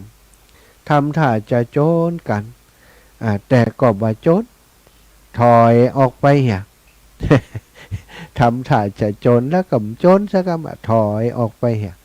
พระองค์ทรงพยากรณ์ว่าผลของพระสุบินนี้จะบ่มีช่วงรัชกาลของพระองค์แต่จะมีในอนาคตปลายหน้าเมื่อโลกเคลื่อนไปสู่ความเสื่อมสุดติเสื่อมสมัยนั้นพระราชาจะบ่ทรงครองราชย์โดยธรรมการนั้นหมู่มนุษย์บ่ได้ตั้งอยู่ในธรรมกุศลธรรมลดน้อยลงอกุศลธรรมหนาแน่นขึ้นการนั้นจะเกิดฝนแล้งบ่มีเงาแห่งเมฆเข้ากล้าแห่งตายเกิดทุพพิกภัยจะเกิดมหาเมฆทั้งหลายตั้งทะมึนขึ้นจากทิศทั้ง4ทำท่าเหมือนฝนจะตกพวกสตรีจะรีบเก็บเข้าเปลือกติดตากแดดไว้เพราะว่ากลัวจะเปียกสะตาหมู่ปัจจัยก็ถือจอบถือเสียมถือตะกร้าออกไปเพื่อ ตามตามนาเพื่อจะก่อคันกันน้ำฝนที่ตั้งเขาจะตกนั้นเสียงฟ้าร้องครางกะหึ่มฟ้าร้องฟ้าแมบมาฟ้าแรบต่างๆแต่ก็บ่มีฝนตกสักทีหมู่เมฆนั้นสุดท้ายก็ลอยหายไปเหียเหมือนกับโคตึงสีติดตั้งถ้าจะโจนกันแต่สุดท้ายก็บ่โจนสักกำอันนี้จะเกิดขึ้นในอนาคตบ่ได้เกิดในสมัยนี้จะเกิดขึ้นในสมัยที่พระราชาบ่มีธรรมของบ่มีธรรมเป็นจุดเสื่อมของโลกสมัยนั้นจะเกิดเหตุการณ์อย่างนี้ขึ้นพระสุบินข้อที่สองทรงสุบินหรือว่าฝันว่าได้หันต้นไม้ต้นเล็กๆและก่อไผ่พุดแทรกขึ้นพุดแทรกพื้นดินสูง1 คืบพ่อง1 ศอกพ่องแล้วก็พลิดอกออกผลพระองค์ก็ทรงพยากรณ์ว่าผลของพระสุบินนี้ก็เหมือนกันบ่ได้เกิดขึ้นในสมัยนี้แต่จะเกิดขึ้นในสมัยที่โลกเสื่อมการที่มนุษย์มีอายุน้อยเพราะสัตว์ทั้งหลายในอนาคตจะมีราคะแรงกล้าละอ่อนแม่ยิงมีวัยยังบ่สมควรจะสมสู่กับชายพวกเธอมีอายุน้อยแต่ก็มีละดูมีคันเร็วมีบุตรธิดามากความที่เด็กหญิงเหล่านั้นมีฤดูเร็วก็เปรียบเหมือนกับต้นไม้เล็กๆมีดอกการมีบุตรธิดามากเปรียบเหมือนต้นไม้เล็กๆมีผลภัยจากพระสุบินความฝันของพระองค์บ่มีแก่พระองค์หรอกพระราชาจะมีเหตุการณ์อย่างนี้เกิดขึ้นในอนาคตไปนาติโลกมันเสื่อมศรัทธาอีพ่ออีแม่ก็ลองมากึดกอยพอปัจจุบันนี้มันมีเหตุการณ์อย่างนี้เกิดขึ้นแล้วบัดก่อนนี้คนอายุต้องพุ่นสาวป่ายขึ้นมีลูกมีเต้าบัดเดียวนี้บางตีบางแห่งตีสื่อเพิ่นเอามาลง11 12ก็มีนะเกิดเหตุการณ์อย่างขึ้นนี้มันก็เกิดขึ้นแล้วจริงๆในโลกยุคปัจจุบันนี้เพราะว่าราคะของคนมันจะแรงกล้าสื่อต่างๆที่ยุยงหรือว่าปลุกปั่นให้เกิดกระแสแห่งราคะแล้วก็บ่มีการยับยั้งนี่มันเกิดขึ้นสื่อต่างๆสั่งโทรศัพท์มือถือก็ดีสื่อทุกสื่อศรัทธาญาติโยมปัจจุบันนี้มันเป็นอย่างนี้จึงทำให้คนในยุคนี้สมัยนี้และยุคหน้าในอนาคตไปหน้าของเฮาไปเนี่ย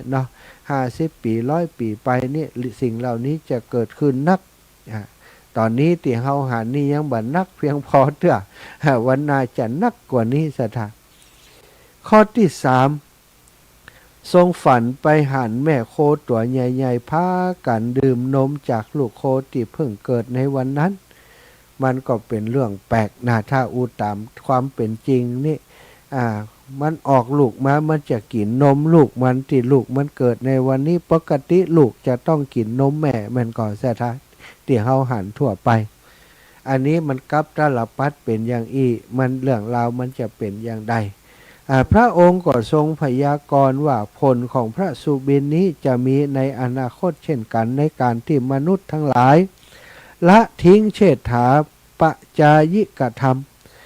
เชษฐาปัจจายิกธรรมก็คือความประพฤติอ่อนน้อมถ่อมตนต่อผู้ใหญ่ต่อผู้อาวุโสต่อผู้มีอายุทั้งหลายในอนาคตหมู่มนุษย์จะบ่ยำเกรงต่อบิดามารดาแม่ย่าพ่อตาต่างแสวงหาทรัพย์สินมาเพื่อตัวเองทั้งนั้นเมื่อคิดจะฮื้อของกินของใช้แก่คนแก่ก็ฮื้อบ่ปรารถนาจะฮื้อก็บ่ฮื้อเสียท่าคนแก่ๆต่างหมดที่พึ่งหาเลี้ยงตนเองก็บ่ได้ต้องง้อละอ่อนเลี้ยงชีพเหมือนแม่โคตัวใหญ่ปากันดื่มนมจากลูกโคที่เกิดขึ้นในวันนั้นในยุคนี้สมัยนี้เขาก็จะหันแล้วเหมือนกันเนาะบัดเดียวนี้ยกเศรษฐกิจที่มันเป็นอะไรไปมาก็บ่ฮู้มันบ่ใจทำนาทำให้อย่างสมัยก่อนอาชีพการทำนาทำให้อย่างสมัยก่อนมันหายไปเนาะสถา เพราะฉะนั้นอาชีพที่เปิ่นเนี่ยการทำการถึงวันนี้นะคนเฒ่าคนแก่ก็ทำบัดจากเนี่ยบัดได้มีแต่ละอ่อนยุคใหม่สมัยใหม่ที่เขาทำกันกล้าขายตั้งออนไลน์ก็ดีอย่างนี้ก็ดีสถานต้องอาศัยคนสมัยใหม่เท่านั้นที่เขาทำกันคนสมัยเก่ารุ่นพ่อรุ่นแม่ก็จะหากินยากแล้วปัจจุบันเมื่อละอ่อนมันหาเงินได้เนาะมีทรัพย์มีสินเป็นของตัวเองเมื่อมันอยากจะฮื้อป่อแม่ก็ฮื้อบ่อยากฮื้อบ่ปรารถนาจะฮื้อก็บ่ฮื้อคนแก่ๆตั้งหลายก็โมติปึงต้องง้อขอจากเด็กๆเพื่อจะเลี้ยงชีพไปในวันๆอันนี้ก็เปรียบเสมือนความฝันที่ว่าโคตัวใหญ่ปากันกินงมลูกโคที่เกิดในวันนั้นเมื่อเชษฐาปัจจายิกธรรมธรรมที่เป็นความเคารพนบน้อมอ่อนน้อมถ่อมตัวต่อผู้รักผู้ใหญ่มันเสื่อมไปสูญไปเหตุการณ์เหล่านี้ก็จะเกิดขึ้นแน่นอนในอนาคตปัจจุบันนี้ก็มีฮือหันแล้วติพ่อแม่ต้องเปิ้งลูกเพื่อจะดำรงชีวิตอยู่ลูกบางคนก็เอาใจใส่ดีแต่บางคนก็ขอไปทีนะบ่อยากดูแลพ่อแม่อย่างอีกก็มีฮือหันอยู่ซะท่าต่อไปเป็นความฝันข้อที่4ข้อที่4ฟงฝันไปว่าได้หันผู้คนบ่ใช้โคตัวที่แข็งแรงและหมากเหลี่ยวแรงหลักเกวียนทั้งหลายแต่ใจโครุ่นที่กำลังฝึกเข้าไปในแอกทำให้บะอาจหลักเกวียนไปได้มันก็ปากันสลัดแอกแล้วก็ออกมายืนเฉยพอบ่ได้เนี่ยเหตุการณ์นี้พระองค์ก็พยากรณ์ว่าโอ้ผลของพระสุบินความฝันนี้บัดได้เกิดในสมัยนี้พระองค์บัดต้องห่วงกังวลจะเกิดขึ้นในอนาคตเช่นกันในการที่พระราชาบัดตั้งอยู่ในธรรมพระราชาจะบ่ไม่พระราชทานยศเพิ่มแก่อำมาตย์ผู้เป็นบัณฑิตผู้ฉลาดในประเพณีผู้สามารถจะทำกิจทั้งปวงให้ลุล่วงได้และบัดทรงแต่งตั้งอำมาตย์ผู้ใหญ่ผู้เป็นบัณฑิตผู้ฉลาดในโวหารไว้ในตำแหน่งผู้พิพากษาแต่กับพระราชทานยศและตำแหน่งแก่คนหนุ่มพวกนั้นบ่มีความรู้ในราชกิจ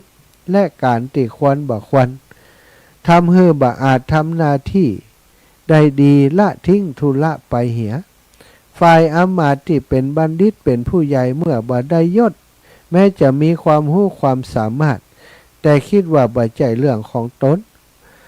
ตนเป็นคนนอกแล้วก็บ่ทำราชการภาระต่างๆความเสื่อมทรามต่างๆก็จะเกิดขึ้นแก่พระราชาเหล่านั้นเปรียบเหมือนการที่จับโครุ่นกำลังฝึกอยู่ยังบ่เก่งเตื้อยังบ่สามารถจะปาล้อปาเกวียนปาแอกไปได้เทียมไว้ในแอกแล้วก็บ่จับโคตัวใหญ่ๆผู้เคยพาแอกไปมาเทียมแอกฉะนั้นเหมือนกันข้อนี้เราก็จะหารกันอยู่ในยุคนี้สมัยนี้สังคมสมัยนี้การบริหารราชการบ้านเมืองต่างๆเปิ่นเอาคนเก่งเปิ่นเอาคนหนุ่มคนกำเอาคนเก่งมาบริหารบางครั้งบางทีนั้นคนเก่งมันบ่ได้เป็นคนดีไปตัวน่ะมันถือว่าคนเก่งมีทิฐิมานะไผว่ายังก้มฟังในที่นี้ก็คือโคหนุ่มเปิ่นเอาใส่แอกเข้าไปแต่หลากแอกบ่เป็นสถาบริหารจัดการบ่เป็นส่วนโคที่มันเป็นแอกอยู่แล้วมีกำลังจะลากแอกลากไถลากเวียนได้เปิ่นก่อมเอาไปติดแอกมันก่อมสนใจมันยืนอยู่ตรงนอกมันก็พอมาได้มันมีหน้าที่ในยุคนี้สมัยนี้สังคมของเฮากลายเป็นอย่างผู้นำผู้ปกครองต่างๆสถาเขาจะหันบางครั้งบางทีนี่มีตังก็ได้ละเป็นนักการเมืองโน่นนั่นนี่ระดับใดก็แล้วแต่ทุกวันนี้จะปฏิเสธเรื่องการมาได้มาโดยสุจริตนั้นคงจะเป็นเรื่องยากพรรคการเมืองก็จะมีกลุ่มที่มันมีสีเทาผ่องยังผ่องอยู่ด้วยกันท่านทำหน้าที่ในการเป็นหัวคะแนนทำหน้าที่ในการเลือกตั้งเพื่อจะฮื้อมาทำงานซึ่งส่วนใหญ่ก็ทำงานเพื่อประโยชน์ตนไปนักหรือว่าบางทีทำงานบ่เป็นก็ปล่อยธุระฮื้อเสียอันนี้ก็จะเกิดความเสียหาย เป็นความฝันข้อที่สี่โคอ่อนหลักเกวียนต่อมาพระองค์ก็เล่าถึงความฝันข้อที่ห้าพระองค์ทรงสุบินว่าได้หันม้าตัวหนึ่งมีปากสองข้างว่ามีปากสองข้างคนก็ปากันฮือยาติปากทั้งสองมันก็เคี้ยวกินโดยปากทั้งสองนั้นปกติมันก็มีปากเดียวอันกะเนาะม้านี่ม้าตัวหนึ่งก็ปากเดียวแต่นี้ม้าเป็นม้ามีสองปากพระพุทธองค์ก็ทรงพยากรณ์ว่าในอนาคตการไปหน้าจะมีพระราชาผู้โง่เขลาบดำรงอยู่ในธรรมทรงแต่งตั้งคนโลเลบประกอบด้วยธรรมไว้ในตำแหน่งผู้วินิจฉัยคดีคนเหล่านั้นเป็นคนพาลบ่เชื่อในบาปบุญจะรับสินบนจากคู่กรณีทั้งสองฝ่ายเปรียบเหมือนม้ากินหญ้าโดยปากทั้งสองศรัทธาปัจจุบันนี้ก็มีเนอ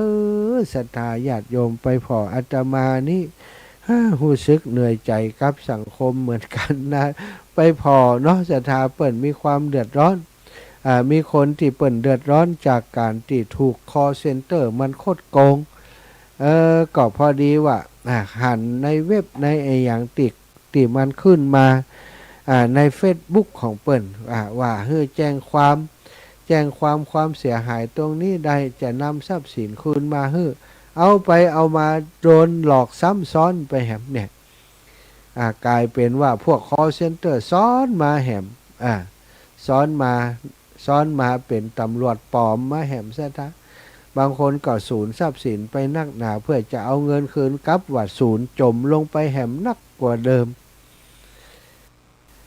ปัจจุบันนี้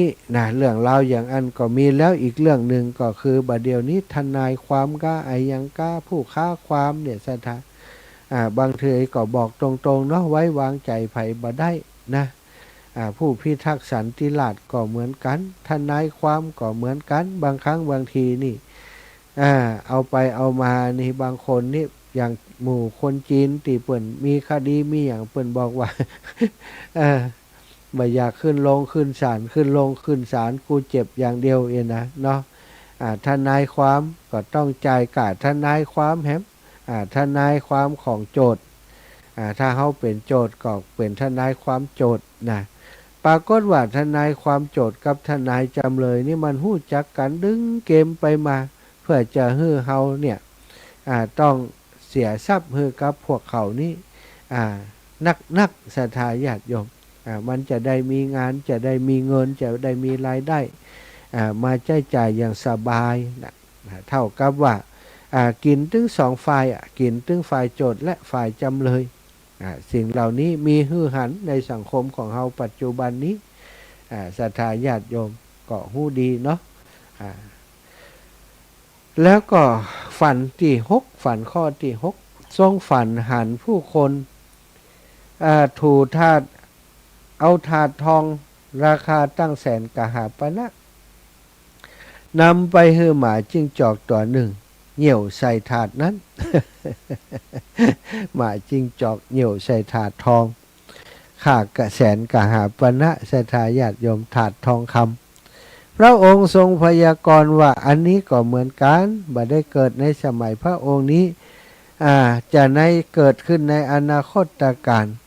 เมื่อพระราชาบัดตั้งอยู่ในธรรมทรงรังเกียจกุลบุตรผู้สมบูรณ์โดยชาติตระกูล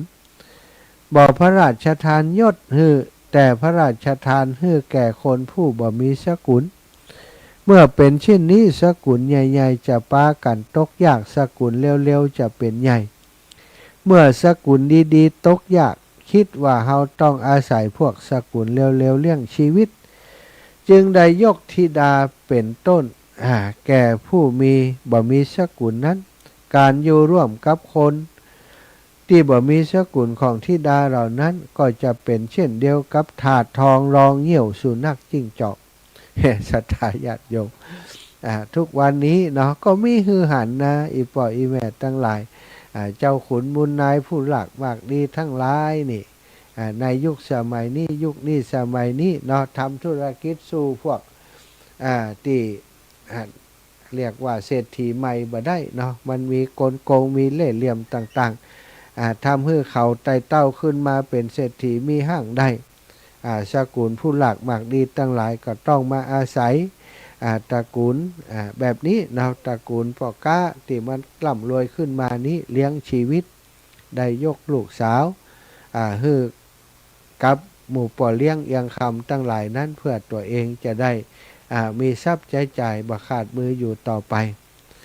อันนี้ก็เช่นเดียวกันเอาของดีคำแสนกหาปณะเนาะเอาไปฮือสุนัขจิงจอกเหนี่ยวใส่ก็เป็นสิ่งที่มันเกิดขึ้นจริงในสังคมเฮาปัจจุบันนี้และเบื้องหน้าไปก็คงจะมีนักขึ้นเช่นเดียวกันเนาะข้อสุบินข้อที่7นะได้หันบุรุษผู้หนึ่งนั่งฟันเจือกแล้วก็หย่อนลงไปใต้ที่นั่งอยู่ใต้ตังที่ตัวเองนั่งฟันอยู่ใต้นั้นซึ่งก็มีแม่สุนัขจิ้งจอกหิวโซตัวหนึ่งนอนอยู่ใต้ตังที่บุรุษนั้นนั่งแล้วก็กาดกินเจือกโดยบุรุษผู้ที่นั่งฟันเจือกนั้นบ่ฮู้นะสตาพระองค์ก็ทรงพยากรณ์ว่าโอ้ในอนาคตการหมู่ผู้หญิงทั้งหลายจะปากันเลาะและโลเลในบุรุษลุ่มหลงสุราเอาแต่แต่งตัวชอบเที่ยวเตะตามถนนหนทางเห็นแก่อามิตรเป็นหญิงผู้ทุศีลมีความประพฤติชั่วใช้จ่ายทรัพย์ของสามีที่หามาได้โดยยากหมดทรัพย์ไปกับการดื่มสุราเมลัยและคบชู้ชอบซื้อเครื่องประดับแต่งกายแล้วสอดส่ายหาจู้นะพวกนางละลายทรัพย์นำข้าวเปลือกที่เตรียมไว้สำหรับหวานเอาไปหุงต้มกินกันเปรียบเหมือนนางสุนัขจิ้งจอกที่หิวโซนอนไต่ตังคอยกัดกินเจือกที่ผู้ชายคนนั่นฟันแล้วหย่อนลงไปใกล้ๆเท้าฉะนั้นข้อนี้ศรัทธาญาติโยมหันเป็นประการใดเนาะบัดเดี๋ยวนี้ก็มีเยอะนะคนที่ทำตัวอย่างนั้นเนาะอย่างในเรื่องความฝันนี้ปวดใจก็หาเงินมาบางคนไปทำงานเมืองนอกเมืองนาต่างประเทศส่งสตังมาปัดโตแม่ยิงก็เอามาประดับประดาแต่งเนื้อแต่งตัวย่องตัวเป็นแม่เลี้ยงประดับประดาแต่งกายแล้วก็ไปคบชู้สู่ชายเอาเงินไปละลายกับปวดใจไปเหียนี่ก็มีหลายเนื้อศรัทธาเนาะไผได้ภรรยาอย่างนี้ก็นับเป็นกรรมของเขาเหมือนกันนี่พระสุบินข้อที่8ความฝันข้อที่8ได้หันตุ่มน้ำเต็มเปี่ยมลูกใหญ่ใบหนึ่งตั้งอยู่ที่ประตูวังล้อมโดยตุ่มเป็นอันมากคนจากวรรณะทั้งสี่นำหม้อตักน้ำมาจากทิศต่างๆแล้วก็เอาน้ำมาใส่ลงในตุ่มที่เต็มแล้วทำให้ตุ่มนั้นติดเต็มแล้วนั้นเต็มแล้วเต็มอีกก็ล้นไหลไปแต่คนเหล่านั้นก็ยังเทน้ำลงในตุ่มนั้นเรื่อยๆบ่มีไผเหลวและตุ่มที่ว่างเปล่าที่รอบๆนั้นเลยในข้อนี้ทรงพยากรณ์ว่าในอนาคตการโลกจะเสื่อมแว่นแคว้นจะหมดความหมายพระราชาทั้งหลายจะตกยากพระราชาที่เป็นใหญ่ที่สุดจะมีพระราชทรัพย์ในท้องพระคลังเพียง100,000 กหาปณะพระราชาตกยากจะเกณฑ์ชาวชนบททุกคนให้ทำการเพาะปลูกให้แก่พระราชาประชาชนถูกเบียดเบียนต้องละทิ้งการงานของตนพาการเพาะปลูกข้าวถั่วงาเป็นต้นแล้วเก็บเกี่ยวขนไปใส่ยุ่งฉางของพระราชาแต่ยุ่งฉางของพวกตนกลับว่างเปล่าเป็นเช่นกับการเติมน้ำใส่เฉพาะตุ่มที่เต็มแล้วอยู่นั้นอย่างเดียวเสถาการลีดนาทาเล็ดทำให้ประชาชนลำบากพระราชาผู้ปกครองล่ำรวยเอาบัดเดี๋ยวนี้การสูบเลือดบ่มีแบบนั้นแล้วบัดใจยุคกสิกรรมแบบนั้นแต่เป็นการสูบเลือดวิธีใหม่การมีสิ่งหล่อสิ่งลวงมาอย่างใหม่ๆทั้งหลายสถาทำให้เราต้องสูญเสียทรัพย์ เขาเสียไปทรัพย์นั้นก็ไปอยู่กับผู้นำไปอยู่กับคนที่มีอำนาจอยู่ตังบนเหนือขึ้นไปเปิ่นก็ร่ำรวยติ๊กคนเฮาเจ้าไร่ชาวนาเจ้าสวนก็อยากจนเอาปลูกข้าวปลูกปลาทำไร่ทำนาปลูกพืชพักผลไม้ต่างๆราคาก็บดีสถานอย่างถึงวันนี้โอ้บะม่วงนะบะม่วงก็ออกนักมาบะมีราคาแม้กระทั่งทุเรียนก็ราคาก็ตกลงไปทำให้เกษตรกรร้องไห้กันระงมไปทั่วแผ่นดินแต่คนติดร่ำรวยก็มีกระจุกหนึ่งในสังคมมีตระกูลได้พ่องศรัทธาก็พอเอาเนาะนี้คือเกิดขึ้นแล้วในสังคมเฮาข้อที่9ทรงสุบินฝันไปว่าได้เห็นสระบกกรณีลึกสระหนึ่งเต็มไปด้วยดอกบัว5 สีมีท่าสำหรับให้สัตว์ขึ้นลงดื่มน้ำแต่น้ำที่อยู่กลางสระขุ่นมัวน้ำที่อยู่ริมขอบสระอันสัตว์ขึ้นลงนั้นกลับสะอาดข้อนี้ก็เป็นการแปลกปกติน้ำที่อยู่ตรงกลางจะใสอันนี้ทำไมน้ำที่อยู่ขอบถึงได้ใสน้ำตรงกลางถึงได้ขุ่นทรงพยากรณ์ว่าในอนาคตการ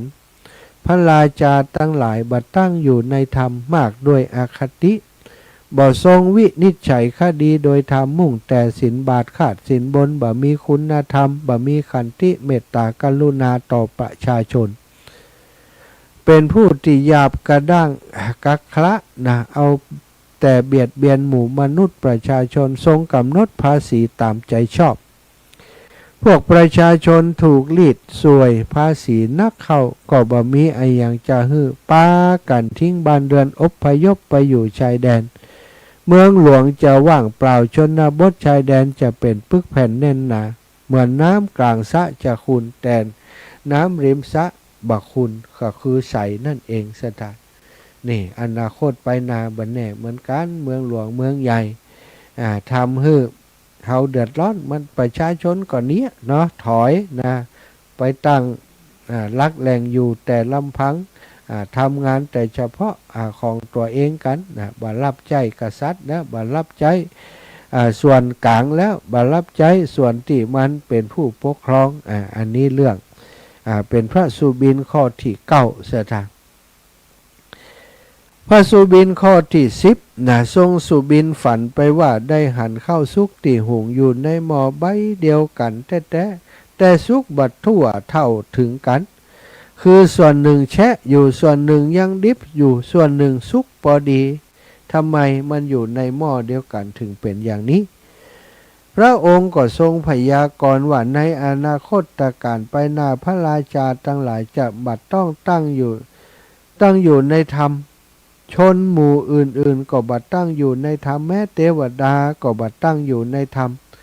ลมทั้งหลายจะพัดไม่สม่ำเสมอพัดแรงจัดทำให้วิมานในอากาศของเทวดาสั่นสะเทือนพวกเทวดาก็โกรธจะบัดทำให้ฝนตกถึงจะตกก็ตกบัดทั่วแว่นแคว้นบางเขตตกจนเพราะปลูกเสียหายบางเขตบัดตกเลยบางเขตก็ตกพอดีทำให้ข้าวกล้าที่หว่านลงในเขตของพระราชาพระองค์เดียวกันแตกต่างกัน3 อย่างเหมือนข้าวสุกในหม้อเดียวกันที่มีผลแตกต่างกัน3 อย่างฉะนั้นข้อนี้ศรัทธาเป็นอุปมาอุปไมยเปรียบเทียบถ้าผู้ปกครองบัดตั้งอยู่ในธรรมคนอื่นๆก็บัดได้ตั้งอยู่ในธรรมเหมือนกันเทวดาก็บัดได้ตั้งอยู่ในธรรมฝนฟ้าอากาศก็เลยพลอยวิปริตไปทำให้เกิดเหตุการณ์ว่าฝนฟ้าบ่ตกต้องตามฤดูกาลบ่สม่ำเสมอบางปีก็ฝนหนักบางปีก็ฝนน้อยบางทีก็มีฝนหนักบางทีก็มีฝนน้อยอย่างนี้เป็นสิ่งที่เกิดขึ้น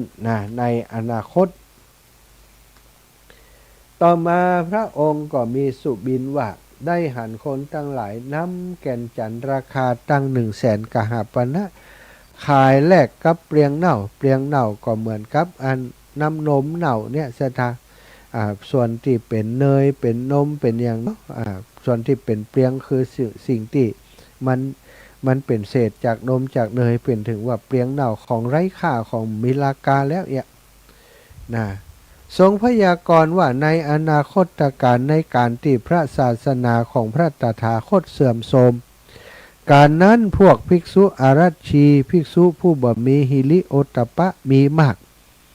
พวกภิกษุเหล่านั้นแสดงธรรมเพื่อมุ่งเฮือใดปัจจัยสี่ภิกษุบางพวกนั่งอยู่ตามที่ต่างๆมีท้องถนนมีสี่แยกมีประตูวังเป็นต้นแล้วแสดงธรรมเพื่อแลกกับเงินเหลือว่ารูปิยะครึ่งกหาปณะหนึ่งมาซกนำธรรมที่พระตถาคตแสดงไว้ซึ่งมีมูลค่าควรแก่พระนิพพานไปแสดงแลกปัจจัยสี่เป็นเมืองฝูงชนนำแก่นจันทร์ที่มีค่าตั้งแสนไปขายแลกกับเปลียงเน่าของที่บ่มีค่าบ่มีราคานะสัทธาธรรมะของพระพุทธเจ้าเป็นสิ่งที่ประเสริฐแต่วันหนึ่งในอนาคตไปหน้าเมื่อศาสนาเสื่อมภิกษุที่เป็นอรัชชีบ่มีหิริโอตตัปปะเอาธรรมของพระองค์ไปแสดงตามท้องถนนตามที่ต่างๆเพื่อจะแลกกับเงินสลึง50 100 200อย่างนี้เป็นต้นเนาะอันนี้ก็คือสิ่งที่พระองค์บอกว่ามันจะเกิดขึ้นในอนาคตนะปัจจุบันนี้ก็เริ่มมีแล้วพ่องละเนาะศรัทธาญาติโยมพระสุบินที่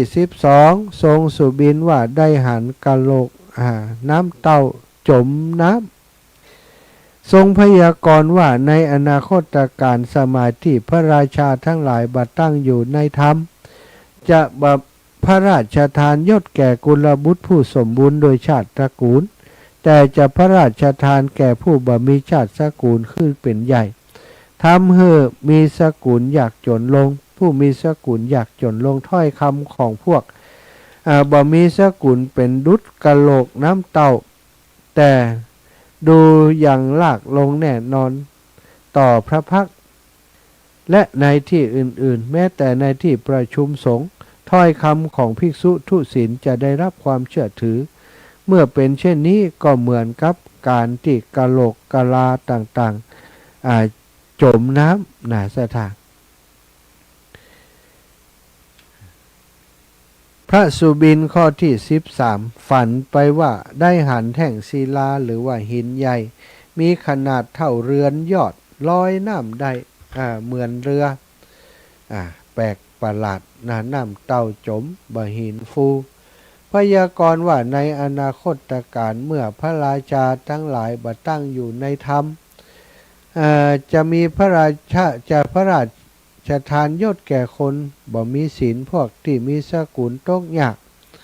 บ่มีไผ่ทำความเคารพแห่มแต่จะเคารพแต่พวกบ่มีสกุลมียศมีตำแหน่งใหญ่ถ้อยคำของกุลบุตรผู้เฉลียวฉลาดจะบ่ได้รับความเชื่อถือแม้จะอยู่ต่อหน้าพระพักตร์ก็บ่มีไผจะเชื่อถือมีแต่จะถูกเยาะเย้ยแม้ในหมู่พระภิกษุสงฆ์พวกภิกษุตีก็จะบ่เคารพภิกษุผู้มีศีลถ้อยคำของภิกษุผู้มีศีลก็บ่ได้รับความเชื่อถือเปรียบเสมือนก้อนหินใหญ่ลอยน้ำใดนั่นจะถามปกติก้อนหินจมน้ำแต่กลับกลายเป็นลอยก็เท่ากับว่าภิกษุผู้มีศีลทั้งหลายบัณฑิตทั้งหลายบ่ได้รับความเชื่อถือบ่ได้รับการฟังไปฟังคนที่เป็นผู้ทุศีลเป็นเสียส่วนใหญ่จะทำให้โลกเป็นอย่างนี้ในอนาคตข้อต่อมา14ทรงฝันไปว่าได้หันผุ่งเขียดตัวเล็กๆขนาดดอกมะซางวิ่งไล่กวาดงูเห่าตัวใหญ่ๆแล้วก็กัดกินงูเห่าขาดเหมือนกัดการบัวแล้วก็กลืนกินพยากรณ์ว่าในอนาคตสมัยที่โลกเสื่อมมนุษย์จะมีราคะจริตแรงกล้าปล่อยตัวปล่อยใจไปตามอำนาจของกิเลสจะเชื่อฟังเกรงกลัวพวกภรรยาเด็กๆทั้งบ้านเรือนทั้งทาสกรรมกรและทรัพย์สินจะอยู่ในครอบครองของภรรยาเด็กๆเหล่านั้นเมื่อสามีถามถึงเงินทองนางก็จะตอบอย่างวางอำนาจว่า โครงการอะไรอย่างของท่านที่จะตรวจสอบท่านอยากจะหู้ไปเนี่ยไม่ยั้งแล้วก็ด่าทอโดยคำหยาบคายถ้าเหมือนสามีเป็นทาสหรือคนรับใช้เหมือนฝูงเขียดใครหยอกกินงูเห่าซึ่งมีพิษแล่นเร็วฉะนั้นเนี่ยสถานเนาะอันนี้ก็เป็นปริศนาทำให้เราได้หันภาพในยุคปัจจุบันนี้นะข้อที่15ทรงสุบินฝันไปว่าได้หันผุงพญาหงส์ทองมีขนเป็นสีทองไปแวดล้อมกาผู้ประกอบโดยอัศธรรม10 ประการผู้เที่ยวหากินตามบ้านเรือนข้อนี้ก็พยากรณ์ว่าในการอนาคตสมัยที่พระราชาตั้งหลายบัดตั้งอยู่ในธรรมบัดฉลาดในศิลปะบัดแกล้วกล้าในการยุทธพระองค์จะบัดพระราชทานความเป็นใหญ่ให้แก่พวกกุลบุตรที่มีชาติเสมอการผู้เป็นห่วงว่าราชสมบัติจะเสื่อมไปแต่จะพระราชทานความเป็นใหญ่แก่พนักงานเครื่องทรงและพวกช่างกลบกผู้อยู่รับใช้ไกลพระบาทเมื่อพวกกุลบุตรผู้สมบูรณ์โดยชาติโคตรและความสามารถบัดได้ที่พึ่งก็จะเลี้ยงชีวิตอยู่ได้โดยการรับใช้ปฏิบัติคนผู้เป็นใหญ่แต่บ่มีสกุลพวกนั้นเปรียบเหมือนฝูงหงส์เป็นบริวารของกานี่สถานข้อที่16ฝันว่าได้หันฝูงแกะไล่กวาดและกินฝูงเสือเหลืองฝูงเสือเหลืองอื่นๆเช่นเสือดาวเสือโคร่งหันฝูงแกะแล้วก็สะดุ้งกว่าปลากันวิ่งหนีเข้าไปในพุ่มไม้และป่าลกซ่อนตัวเพราะกว่าฝูงแกะข้อนี้ทรงพยากรณ์ว่าในอนาคตการพระราชาจะบัดตั้งอยู่ในธรรมพวกบ่มีสกุลจักเป็นใหญ่เป็นโตพระราชาจะทรงเชื่อถ้อยคำพวกเขาจะมีกำลังในทุกสถานที่ราชการถือโอกาสลุกเอาที่ดินเลือกส่วนไร่นาจากพวกมีสกุลทั้งหลายหากต่อสู้ฟ้องร้องก็จะถูกเฆี่ยนตีพวกมีสกุลต่างเก่งกว่าต้องยกที่ทางของตนให้พวกเขาเมื่อภิกษุผู้ชั่วช้าทั้งหลายแม้ภิกษุผู้ชั่วช้าทั้งหลายก็จะปากันเบียดเบียนภิกษุผู้มีศีลเป็นที่รักตามใจชอบภิกษุผู้มีศีลเป็นที่พึ่งก็จะลบเข้าป่าเปรียบเหมือนพวกเสือทั้งหลายกลัวผูงแกะตัดพยากรณ์จบถึง16 ข้อแล้วก็ตัดให้ทรงทราบความจริงว่าภัยจากพระสุบินบ่มีแก่มหาบพิตรจะมีในอนาคตแต่พวกพราหมณ์บ่ได้ทำนายโดยความจงรักภักดีทำนายเพื่อจะหาผลประโยชน์เลี้ยงชีพขอพระองค์จงพิจารณาอย่าได้ทำการบูชายันเลยพระเจ้าประเสนที่โกศลจึงได้เลิกบูชายันศรัทธาญาติโยมอันนี้ก็เป็นเรื่องราวเบาๆเนาะทำให้เราได้คิดได้พินิจพิจารณานะอนาคตจะเป็นอย่างใดอนาคตที่พระพุทธองค์ทรงตรัสถึงก็คือที่เป็นอยู่ในปัจจุบันนี้นั่นเองเพราะพระองค์ตรัสมา 2,500-600 กว่าปีแล้วบัดเดี๋ยวนี้มาอยู่ในเหตุการณ์นั้นเนาะเหตุการณ์ในอนาคตที่พระองค์ทรงตรัสถึงความเดือดร้อนความวุ่นวายต่างๆที่เกิดขึ้นบนโลกใบนี้บัดนี้ข้อพยากรณ์ในสุบินถึง16 ข้อที่พระพุทธองค์ทรงตรัสเลยเอาละอีปออีแม่ทั้งหลายปั่นเวลาให้ได้โทรเข้ามา0808844173เนอะ0808844173เนาะขอบคุณศรัทธาญาติโยมที่เริ่มทยอยร่วมบุญในโครงการหล่อเทียนพรรษาสำหรับปี 2568 ครั้งที่ 18 ณ วัดแม่ห้องไคร้นะก็จะทยอยอ่านประชาสัมพันธ์บอกกล่าวไปทุกวันเนาะต้นชั่วโมงตะกี้ก็ประกาศให้ได้รับทราบไปแล้วก็ขอบคุณทุกคนทุกท่านติดตามรับฟังพี่น้องต่างเมืองฝั่งแม่อายชัยปราการถ้านี่มาร่วมงานกันเนาะวันที่21นะบัดต้องหอมมาตั้งเพถ้าจะมาก็มาเฮามาอยู่แล้วก็เอามาหอมที่วัดแม่ห้องไคร้ได้เลยหรือว่าไผ่บ่ได้มาถ้ายังอยู่ในกลุ่มในเครือข่ายข ของโยมแม่จงดีเชื้อกันทาก็สามารถหอมที่แม่จงดีเชื้อกันทาได้ วันที่19เนอะพี่น้องต่างเมืองฝางเนาะครูบาอาจารย์ต่างเมืองฝางเพิ่นก็จะมาอ่านวางศิลาฤกษ์ที่พุทธมณฑลเนอะเจ้าละเพื่อนเป็นวันติดเนาะ ได้เจ้า เก่งนอนอ่ะ แล้ว แล้วก็ แต่ มาเอาซองได้น้องที่คาดโอน แล้วแต่คุณหนู มันหนัก เจ้าแล้วแต่คุณหนูเจ้า ลุงเปิงน่ะ เจ้า เจ้าเจ้า สาธุสตายญาติโยมนะ0808844173เพิ่มเติมเข้ามาแหมก้าแม่ถนอมนามมะโอนมาแม่ถนอมนามมะวงนามวงสตายญาติโยม0808844173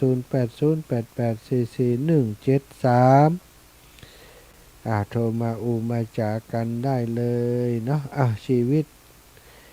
มนุษย์คนเฮาก็อยู่ในวังวนของการเกิดแก่เจ็บตายวันนี้ถ้าหมู่เฮาทั้งหลายหันว่าชีวิตเป็นของน้อยแห่งทำบุญทำกุศลโดยกันเนอศรัทธาญาติโยมหล่อเตียนพรรษามีทุกปีนะเฮาก็ทำกันทุกปีเป็นประเพณีที่ทำกันมาตลอดเป็นประเพณีใหญ่ของครอบครัวขึ้นสีขาวขึ้นสีขาวเพื่อชาวประชาทุกปีจะมีการหล่อเตียนพรรษาหล่อเตียนพรรษาก็แล้วแต่ว่าปีนี้จะหล่อที่ไหนเนาะศรัทธาปีนี้ประชุมกันแล้วหล่อที่วัดแม่ห้องไคร้ตำบลแม่โป่งอำเภอดอยสะเก็ดจังหวัดเชียงใหม่วันเวลาก็คือวันที่21เดือนมิถุนาที่จะถึงนี้เวลาตั้งแต่9 นาฬิกาถึง14 นาฬิกาเนาะโดยประมาณก็คงจะเสร็จเจ้าถึงบ่ายประมาณ2 โมงก็ขอเอิญเชิญชวนเจริญพรกับนักศีลนักบุญศรัทธาญาติโยมที่เคยร่วมพิธีมาแล้วเอาไปร่วมกันแถมปีนี้เนาะที่บ่เคยร่วมพิธีกำเตือเปิ้นเนี่ยกันยังได้เปิ้นรอกันยังได้ปีนี้ไปพอกันว่าเปิ้นรอกันยังได้ที่วัดแม่ห้องไคร้เนอศรัทธาไปจะให้หอมเป็นแผ่นเตียนเนาะแผ่นละ20 บาทเนอะเกิดปีอะหยังมันอยู่12ราศีหั่นนะแผ่นละ20 บาทแผ่นละ20 บาทเฮามี 4-5 คน5 คนก็5 แผ่นนะหรือว่าเอาแผ่นอีแม่ปูจ้าแผ่นเนอะไอ้แม่จะหอมไป100ก็ได้เพราะว่าปัจจัยที่ได้ไปครูบาอาจารย์ก็จะนำไปบริหารจัดการเป็นวัสดุอุปกรณ์ต่างๆตลอดถึงจะเป็นปัจจัยที่นำไปในวันที่ไปตานเตียนไปถวายแก่วัดวาอารามต่างๆที่เขาไปตานเตียนตัวเนาะอันนี้ก็ฝากประชาสัมพันธ์ไว้ให้ศรัทธาญาติโยมได้รับทราบอยากจะร่วมบุญหอมบุญบอกว่าจะเป็นเจ้าภาพโต๊ะจีนโต๊ะจีน30 โต๊ะละ 1,000 บาทเทียน30 เล่มเล่มละ500 บาทโซล่าเซลล์30 ชุดนะหรือว่า30 กล่อง30 อันกล่องละ500 บาทปัจจัยถวายตานออก 1,500 บาทแล้วแต่เขาจะสมทบด้านใดเนอะศรัทธาแผ่นเตียนก็แค่แผ่นละ20เนาะส่วนอื่นๆเจริญปอนแม่เจ้าสาธุเป็นจะได้ของวัด ดีขึ้นนะติดอีแม่นั่นนะแม่นน่ะที่รวยมีคนบ่นอันจองเตียนกับเสื้อลายเซลเจ้าได้กับแม่เตียนล่ะมี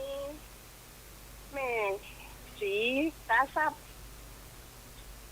นายชิวานางปวีนาติยบุตรปวีนาติยบุตรจองโซลาเซลล์ชุด1กับเตียนเล่ม1โซลาเซลล์เป็น 1,000 บาทเตรียมบุญฟูเจ้าแม่เป็นนั้นสมบูรณ์แม่มอนแม่เตรียมแม่นั้นสมบูรณ์แม่มณี แม่มณี แม่ฟองศรีคุณฟู ปุ้ยฟองศรีบุญ แม่ ฟู ปานี้ชัยวงศ์ ราณีชัยวงศ์คนร้อยล่ะ เจ้าจองเสียนเต็มแล้วกะเจ้าละเชียวสุน เห็น เข้ากัน5 คน เจ้า เป็น2 ชุด จ้า ส่วนเสียนที่รอนั่นเพิ่นยังไม่ได้รวมให้แม่เต็มนะเจ้า เจ้าแม่ก็นั่นก่อยล้มลุ้นก็ได้แม่ใส่อันต่อไปให้เพิ่นเติม ทั้งเดียวเอาไปให้เพิ่นได้ก็เจ้า ได้อีแม่ นี่เดี๋ยวจะลงไปให้เปิ่นก่อนแล้วก็หมายเหตุไว้ว่าเดี๋ยวเอาจ่ายในวันงาน เจ้า เจ้า เจ้าแม่ วันที่15ก็ได้เจ้า เจ้าอีแม่ เจ้า สาธุแม่ เอาสัญญาเราเป็นจะได้ของ สัญญาแล้วก็ดีขึ้นแต่มันยังช้าอยู่แม่แขนมันยังช้าอยู่เนาะเส้นเนาะเป็นเส้น บีบโดนเส้นเป็นหัว เจ้า หมูมันสปะ เพราะบีบเห็นเนอะ เจ้าแม่ เจ้าเอ้นะแต่ เจ้า เจ้า สาธุค่ะ ตกใจหมดได้ยินไอ้ของ ติดอีแม่นะ วันนี้ เจ้า วันนี้ดีแล้ว ดีขึ้นแม่ดีขึ้น แม่นติดไอ้แม่นะแม่เสียงแก้วแหม มันใจแล้วเขาเป็นก่อนแล้ว เขาเป็นก่อนแล้ว ใส่เก่งอ่ะยุทธดังจัดนี้ว่ะ เขาเป็นก่อนแล้วเขาเป็นก่อนแล้วเจ้า เจ้าสาธุเจ้า ศรัทธาญาติโยมเวลาหมดเวลาขออนุญาตนำรายการจากลาไปโดยเวลาเพียงเท่านี้ ขอความสัตย์สดีจงมีแก่ศรัทธาสาธุชนคนดีทุกคนทุกท่านเนอะจัตตารโอธรรมาวัฏันติอายุวันโนสุขังพระลาง